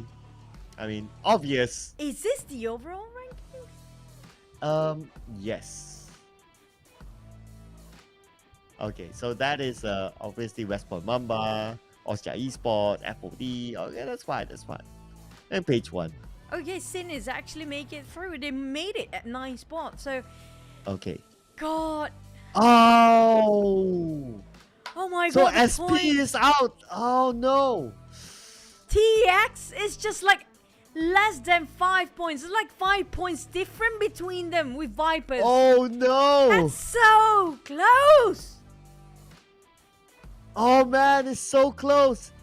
And SP. Okay, if you think about it, if SP played from day 1, I think that would have been true. It's so much. Oh my God, SP, they had the short hair. That was so close. And Vipers saying goodbye to TX, SP, Short Access. I mean, like, they've been relegated, but they've shown us what they can do. Especially SP. With a handicap at first. Just how much they can give us within a week. It was insane. This is the ranking. Okay. This Calm is down. the ranking. Oh, we've been scammed. Okay. I mean, okay. So Okay, Enigma okay, is okay. in. Okay, calm down. Oh my goodness, it's been a long time since we've been scammed. We kind of think about it. This is really topsy-turvy. I mean, like, you're just playing with our feelings. Okay, this is the Yeah. official rankings that who make it to the Yes. playoff. Okay, This is the one, real ladies and gentlemen. Yeah, this is the real Okay. thing. So All right, Enigma page made it 1. in. Okay. Sin also. Okay, like this is safe. We don't care. But look at Okay. this. Ah, It's the same. It's the 1 same. point. This is worse. Oh, This is worse. It's 1 point. This is worse than the last one. Oh my God. Oh no! My feelings been played. Oh no! Oh God, that 1 point TX must be devastated right now. My feelings. Oh, I can't take this anymore. Oh, my feelings. I mean, like 5 points, I can live with it, but 1 point? Oh, I cannot. But still, congratulations. Okay, anyway. Congratulations to the side of West Point Mamba. Austria, FOD, KEGEYG, SKR, APG, Sin, Enigma, Burmese God, MVE, PBE, Falcon, Game Lab, and Vipers for getting themselves this spot in the playoffs next week. So we'll be seeing these teams next week. Don't forget to mark your calendars. It's going to happen next Friday until Sunday. And after Sunday, we will crown the champions of the PMPL Southeast Asia Wildcard Spring.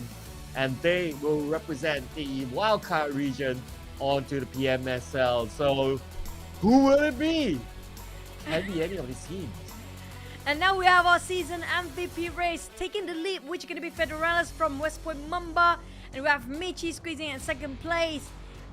We still have Extra X in there. And I say this guys is well than deserving. I feel like the 5th place is very close as well. And Marnet squeezing in the last minute at the 4th place.